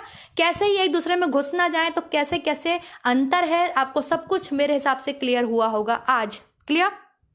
अब आगे बढ़े, चलिए नेक्स्ट क्वेश्चन। तो समझ में आ गया एंटीजन कैसे पदार्थ हैं, ये प्रतिरक्षा तंत्र को प्रवर्तित करते हैं, मतलब प्रतिरक्षा तंत्र को आपके डिसाइड करते हैं, आपकी इम्यूनिटी को डिसाइड करते हैं। जिसमें ए ब्लड ग्रुप है उसमें एंटीबॉडी कैसी होगी, स्मॉल बी, ये सब मुझे बताएंगे, ठीक है। जिसमें बी ब्लड ग्रुप है उसमें एंटीबॉडी कैसी होगी, स्मॉल ए। जिसमें ए बी ब्लड ग्रुप है उसमें कौन सा एंटीजन पाया जाएगा, कोई एंटीजन नहीं पाया जाएगा। भगवान ने कहा जाओ तुम में दोनों एंटीजन है, जाओ तुम्हें हम एंटीबॉडी ही नहीं देते, ठीक है, तुम बहुत धमाल मचा दोगे शरीर के अंदर वरना। और जिसपे ओ है भगवान ने कहा इसे दोनों दे दो, इस पे एक भी एंटीजन नहीं है, इसको दोनों एंटीबॉडी दो, ए भी दो और बी भी दो, ठीक है। समझ में आ गई बात? नेक्स्ट क्वेश्चन की तरफ चलते हैं। क्वेश्चन नंबर 19, रक्त समूहों की खोज किसने की, ये इतना दिमाग किसने लगाया, कौन साइंटिस्ट थे जिन्होंने ब्लड ग्रुप को खोजा, कार्ल लैंडस्टीनर। कैसे खोजा आज आपको क्लियर हो गया होगा। नेक्स्ट क्वेश्चन की तरफ चलते हैं। क्वेश्चन नंबर 20, ए बी रक्त वाले व्यक्ति को कभी कभी सार्विक रक्त अदाता कहते हैं, मतलब इसको यूनिवर्सल रिसीवर बोलते हैं। यूनिवर्सल डोनर कौन है, ब्लड ग्रुप ओ। क्यों है वो यूनिवर्सल डोनर, आज कॉन्सेप्ट क्लियर हुआ, क्योंकि उस पर कोई एंटीजन नहीं है तो वो सबको ब्लड दे सकता है। ए बी सबसे ब्लड ले सकता है क्योंकि इस पे दोनों एंटीजन है, ए और बी, ठीक है, दोनों एंटीजन पाए जाते हैं। हम अभी पॉजिटिव नेगेटिव की बात ही नहीं कर रहे हैं, तो कोई पॉजिटिव नेगेटिव बोलेगा ही नहीं, वो RH फैक्टर है, वो अलग वीडियो में पढ़ाऊंगी मैं। अब बताओ, इसमें रक्त में एंटीजन का अभाव हो जाता है, इसके रक्त में एंटीबॉडी का अभाव होता है। अब भी मैंने क्लियर करा है कि जिसका ब्लड ग्रुप ए बी होता है उसमें कौन सी चीज नहीं पाई जाती। क्वेश्चन वही है, बिल्कुल क्वेश्चन वही है, ऑप्शन दीजिए। इसके ब्लड में एंटीजन एंटीबॉडी दोनों नहीं होती हैं, या इसके रक्त में आपके प्रतिपिंड उपस्थित होते हैं, एंटीबॉडी प्रेजेंट होती हैं।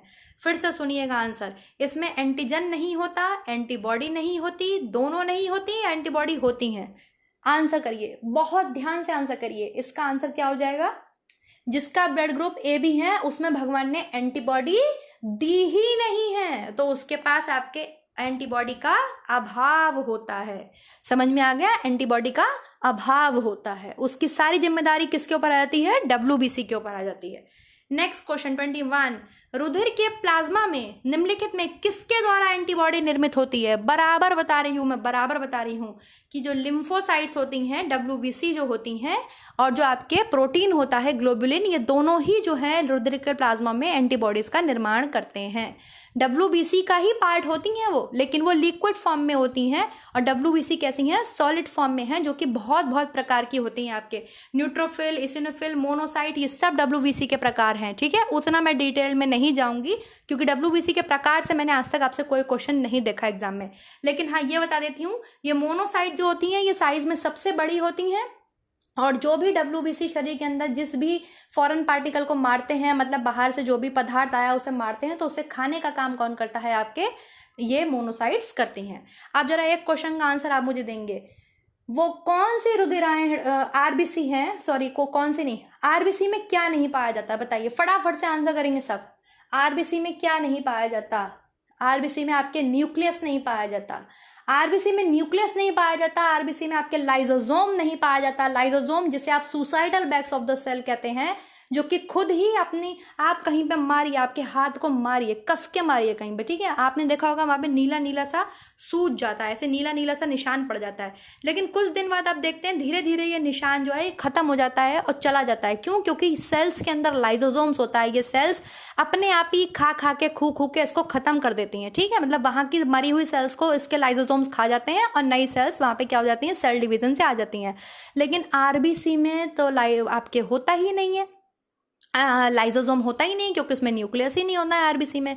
इसीलिए सारी बॉडी का ब्लड स्प्लीन, तिल्ली, प्लीहा से होता हुआ जाता है। इसीलिए स्प्लीन, तिल्ली को आपके ग्रेवयार्ड ऑफ RBC बोलते हैं, RBC का कब्रगाह बोलते हैं, क्योंकि उसमें सारी आपके RBC क्या होती हैं, वहाँ पे दफन होती हैं। आरबीसी का जीवन काल 120 दिन का होता है और सारी आरबीसी वहाँ क्या होती हैं, आपके दफन होती हैं, क्योंकि आरबीसी में न्यूक्लियस नहीं पाया जाता। क्लियर है? इसीलिए सारी बॉडी का ब्लड आपके स्प्लिन से होता हुआ जाता है, और जरूरी है स्प्लिन हमारी बॉडी में, किस लिए?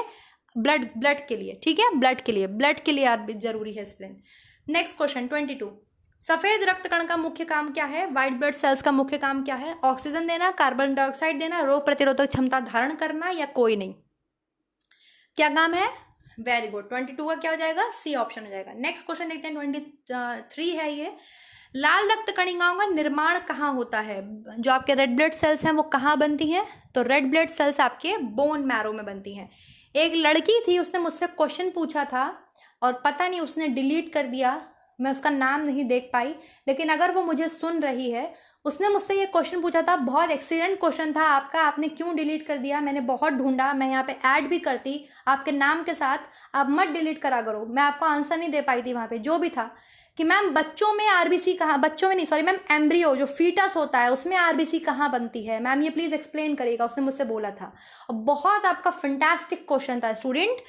हमारी बॉडी में आरबीसी जो है वो आपके बोन मैरो में बनती है, लेकिन जब हम बात करते हैं एम्ब्रियो की, फीटस की, जो आपके बॉडी के अंदर होता है, माँ के गर्भ के अंदर होता है, उसमें लीवर में बनता है। किस में बनता है आपके आरबीसी का निर्माण? लीवर में होता है। लीवर के भी मीजोडर्म में होता है। ठीक है, मीजोडर्म लीवर में होता है।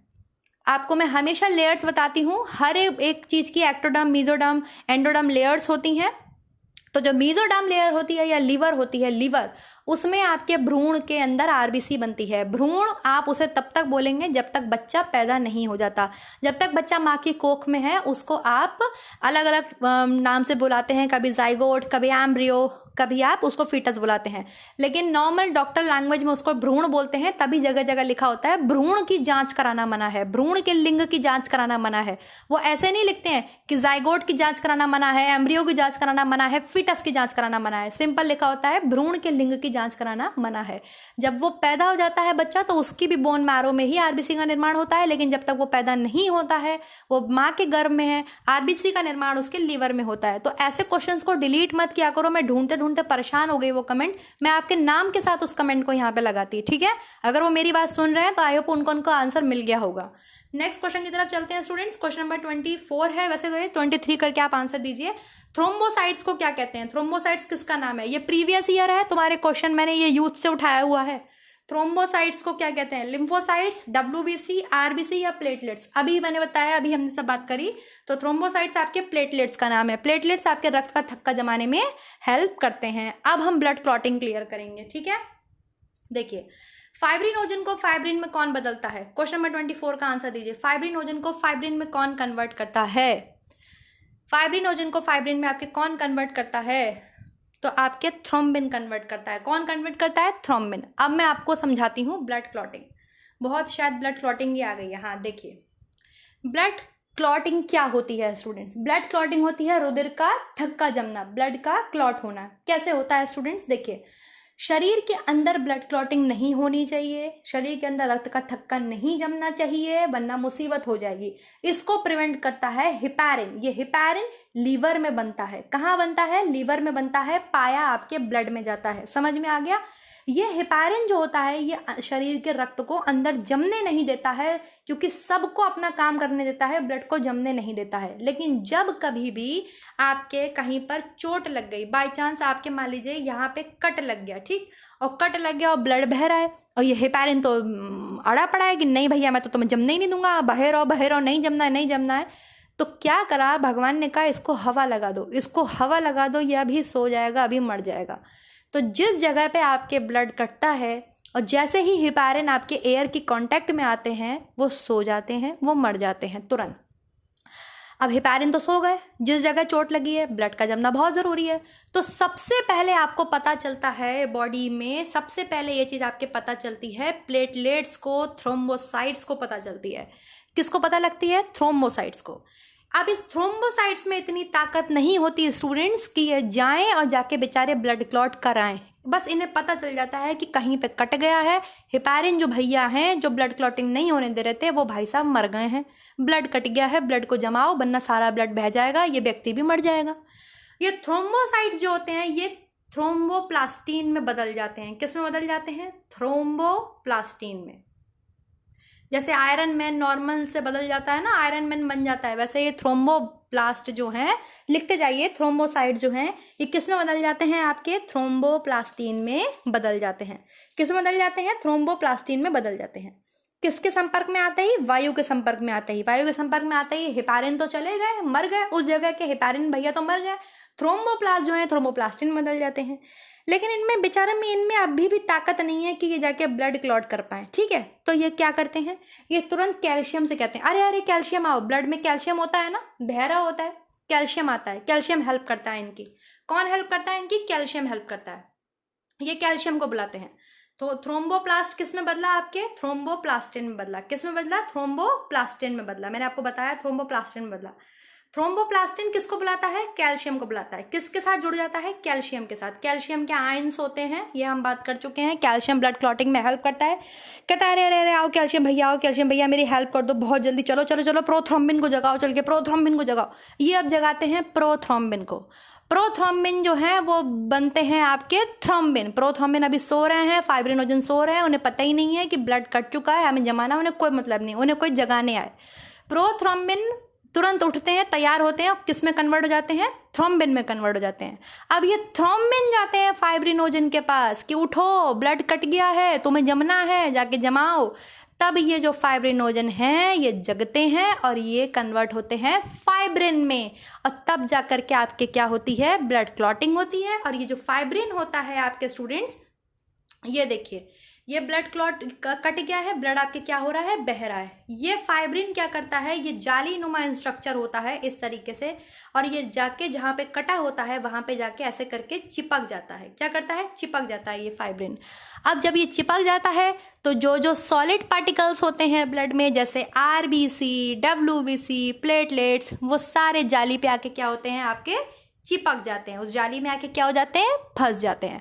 और बाहर आपके क्या बहता है? बाहर आपके प्लाज्मा निकल आता है।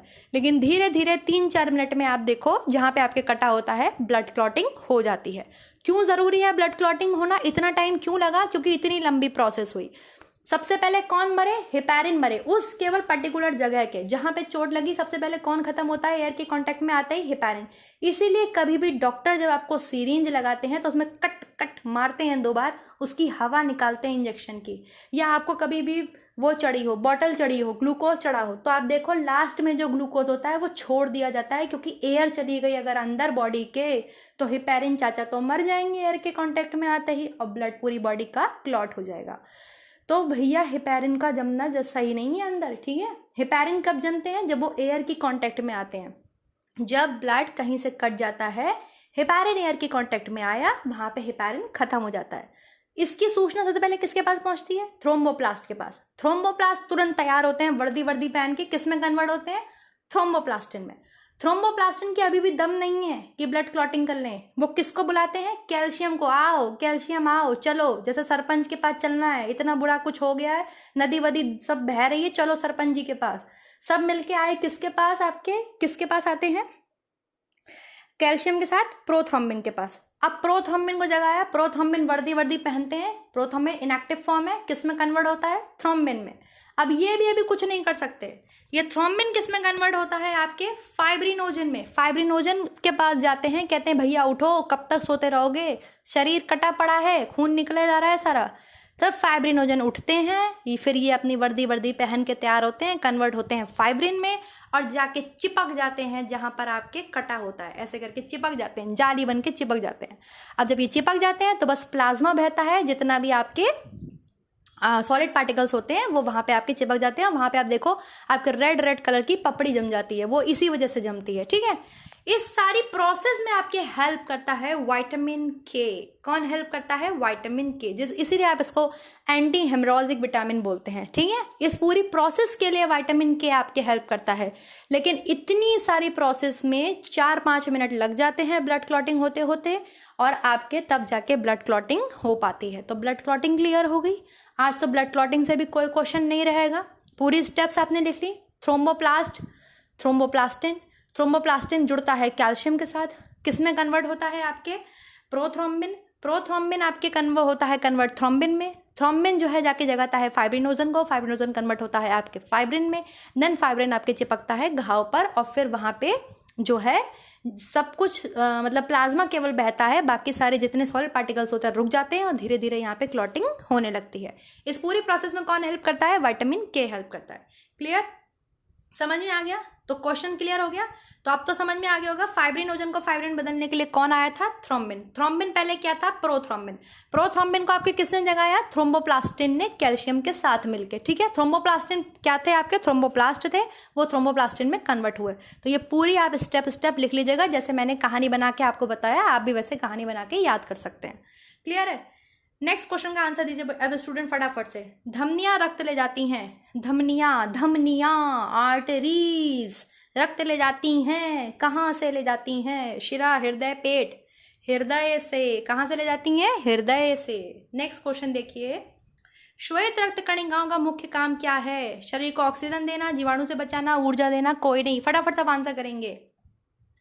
जीवाणुओं से बचाना। Very good. नेक्स्ट क्वेश्चन है 27।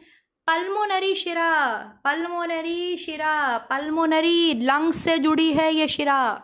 ये रक्त का संचार करती है। कौन सा? अशुद्ध रक्त हृदय को, शुद्ध रक्त हृदय को, अशुद्ध रक्त हृदय से या शुद्ध रक्त हृदय से? शुद्ध रक्त हृदय को, शुद्ध रक्त हृदय को बाएं अलिंद में कौन देता है? पल्मोनरी आर्टरीज देती है। समझ में आ रहा है? पल्मोनरी शिरा देती है, पल्मोनरी वेन्स देती है।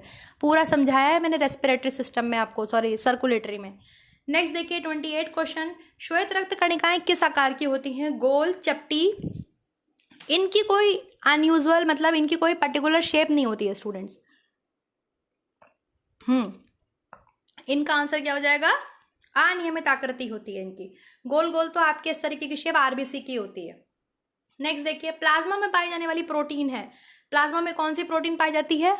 अभी पूरी बात बता चुकी हूँ। ग्लोबुलिन, एल्बुमिन, फाइब्रिनोजन, प्रोथ्रोम्बिन सब बता चुकी हूँ, सब पाए जाते हैं।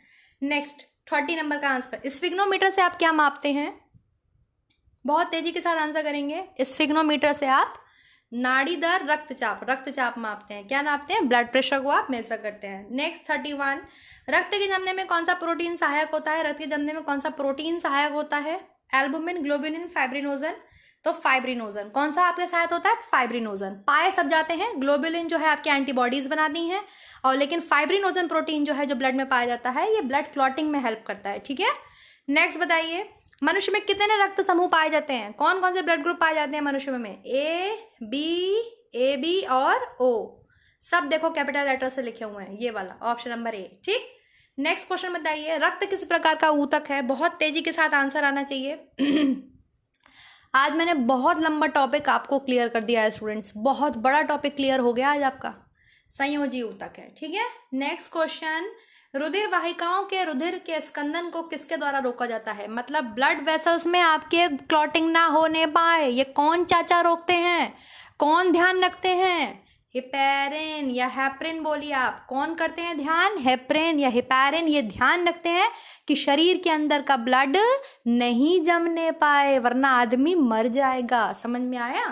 34 नंबर का आंसर बताइए, निम्नलिखित में से कौन सा परिसंचरण तंत्र का हिस्सा नहीं है? केशिकाएं, विल्ली, शिराएं, धमनियां। केशिकाएं को कैपिलरीज बोलते हैं, शिराएं को वेन्स बोलते हैं, धमनियां को आर्टरीज बोलते हैं। क्या नहीं है? विल्ली, विल्ली, विल्ली जो है नहीं है। तिल्ली एक अलग पार्ट होता है जिसको स्प्लिन बोलते हैं, विल्ली कुछ नहीं होता है। नेक्स्ट है 35, रुधिर प्लाज्मा में पानी का परसेंटेज कितना होता है? अभी बताया था प्लाज्मा, अकेले प्लाज्मा में कितने परसेंटेज पानी होता है? वेरी गुड, किसका आंसर 70 आ रहा है? 90%। कितना होता है? 90% पानी होता है प्लाज्मा में। नेक्स्ट देखते हैं 36, कौन ऑक्सीजन के अणुओं के साथ आबंध बना सकता है, मतलब संबंध बनाता है? ऑक्सीजन को कौन लेके जाता है ब्लड में? कौन लेकर आता है? CO2, वो CO2 लेके जाता है, O2 लेकर आता है। कौन ट्रांसपोर्ट करता है? कौन करता है? RBC, रेड ब्लड सेल्स करती हैं। ठीक है, नेक्स्ट देखिए क्वेश्चन नंबर 37 का आंसर बताइए, रेड ब्लड सेल्स का जीवन काल कितने दिन का होता है? कितने दिन का होता है आरबीसी का जीवन काल? 120 डेज का। WBC का कितने दिन का होता है? फटाफट से सब आंसर करेंगे। WBC का 4 दिन का होता है। कितने दिन का होता है? 4 दिन का। लिख लीजिए, WBC का जीवन काल 4 दिन का होता है। ठीक, नेक्स्ट क्वेश्चन का आंसर दीजिए फटाफट से। मानव का ब्लड बैंक है, मानव शरीर का रक्त का ब्लड बैंक है। कहाँ से मानव का पूरा ब्लड पास आउट होता है, किधर से? ग्रेवयार्ड क्या है आरबीसी की? जो भी आरबीसी मर जाती हैं वो कहाँ दफन होती हैं? स्प्लेन में। किसमें? तिल्ली में। इसे प्लीहा भी बोलते हैं। ठीक है, ऑप्शन नंबर 1। नेक्स्ट आंसर दीजिए क्वेश्चन नंबर 39। पेस मेकर का संबंध किससे है? अभी पेस मेकर बताया था मैंने आपको। पेस मेकर कहाँ लगाया जाता है? पेस मेकर आपके जो है आपके हृदय से संबंधित है। मैंने आपको ऐसे नोड बताया, पेस मेकर बताया। निम्नलिखित में से कौन सी मानव के शरीर की सबसे बड़ी धमनी है? बताइए कौन सी सबसे बड़ी धमनी है? महाधमनी, फुफ्फुस धमनी, कोरोनरी धमनी या फुफ्फुस शिरा? कौन सी है सबसे बड़ी धमनी? महाधमनी, अरोटा। Next question. सब्सक्राइब कर दो, लाइक कर दो, शेयर कर दो स्टूडेंट्स। आज का वीडियो कैसा लगा सब कमेंट करके बताइएगा। Thank you so much students. Next video मिलेंगे नेक्स्ट टॉपिक के साथ। Always support women empowerment. Bye bye. अपना ध्यान रखना, टॉपिक को रिवाइज करना, क्वेश्चंस को ध्यान से देखना, एक एक चीज़ को नोट डाउन कर लेना। Bye students.